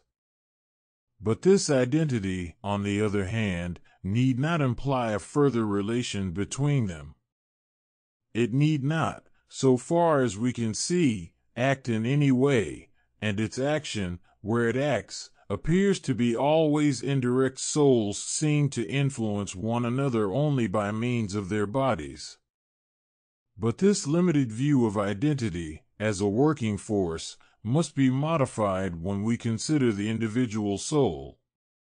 In the course of its internal history, we must admit that the sameness of its states is an actual mover. In other words, the mechanical interpretation, if throughout applicable to nature, must in dealing with souls be in part given up. And I will end the chapter by pointing out this important distinction. I mean by nature here the physical world, considered merely as physical and an abstraction from soul. And in nature sameness and difference may be said everywhere to exist, but never anywhere to work. This would, at least, appear to be the ideal of natural science, however incompletely that ideal has been carried into practice.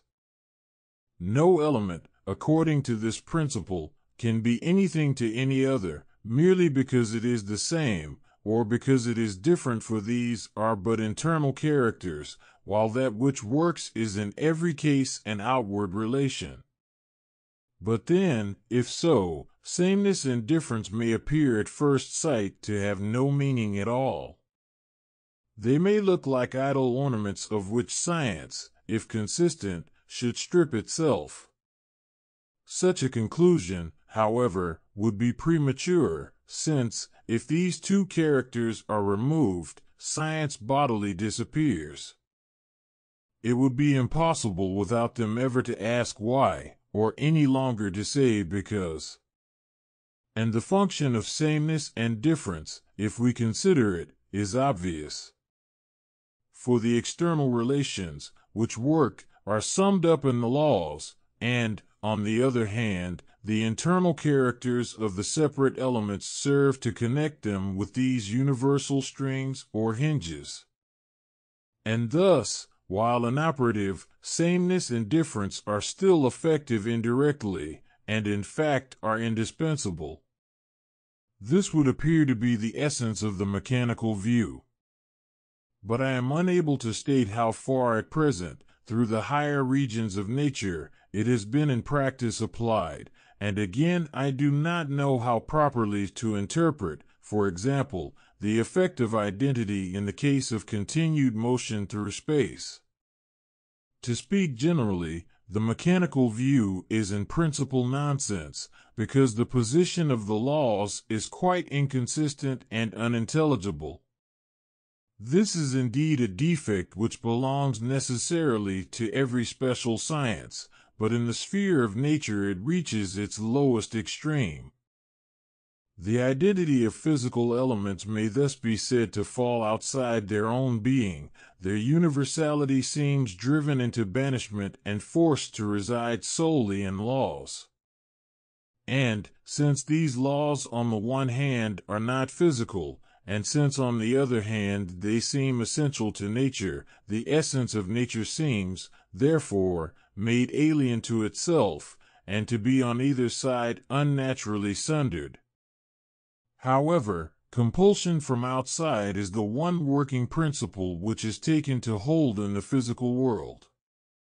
And, at least if we are true to our ideal, neither identity nor difference can act in nature. When we come to psychology, this is altered. I do not mean that there the mechanical view ceases wholly, nor do I mean that, where it is superseded, as in the working of pleasure and pain, that which operates must be ideal. But, to a greater or less extent, all psychology, in its practice, is compelled to admit the working power of identity. A psychologist may employ this force unwillingly, or may deny that he employs it. But without it he would be quite unable to make his way through the subject. I do not propose here to touch upon coalescence or blending, a principle much neglected by English psychologists. I will come at once to redintegration, or what is more familiar to us as association by contiguity. Here we are forced to affirm that what happens now in the soul happens because of something else which took place there before. And it happens, further, because of a point of identity connecting the present with the past. That is to say, the past conjunction in the soul has become a law of its being. It actually exists there again because it happened there once, and because, in the present and in the past, an element of content is identical. And thus in the soul we can have habits, while habits that are but physical exist, perhaps, only through a doubtful metaphor.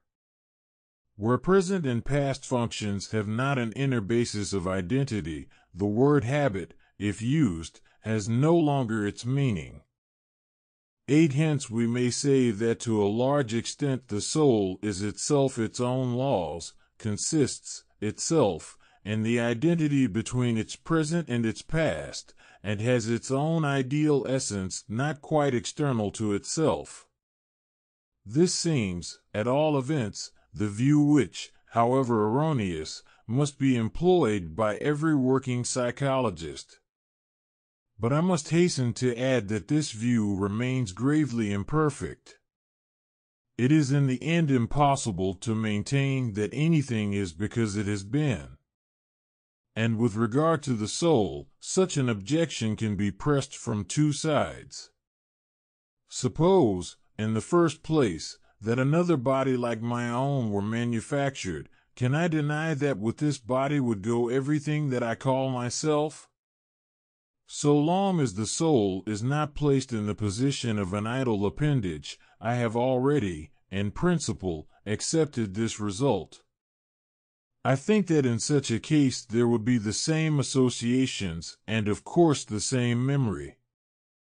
But we could no longer repeat here that the soul is, because it has been. We should be compelled rather to assert that the soul has been, because it now is. This imaginary case has led us back, in fact, to that problem of dispositions, which we found before was insoluble. Its solution would dissolve each of the constructions called body and soul.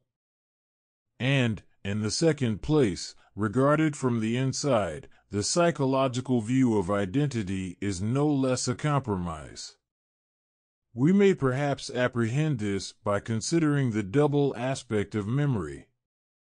We remember, on the one hand, because of prior events in our existence. But, on the other hand, memory is most obviously a construction from the present, and it depends absolutely upon that which at the moment we are. And this latter movement, when developed, carries us wholly outside the psychological view, and altogether beyond memory.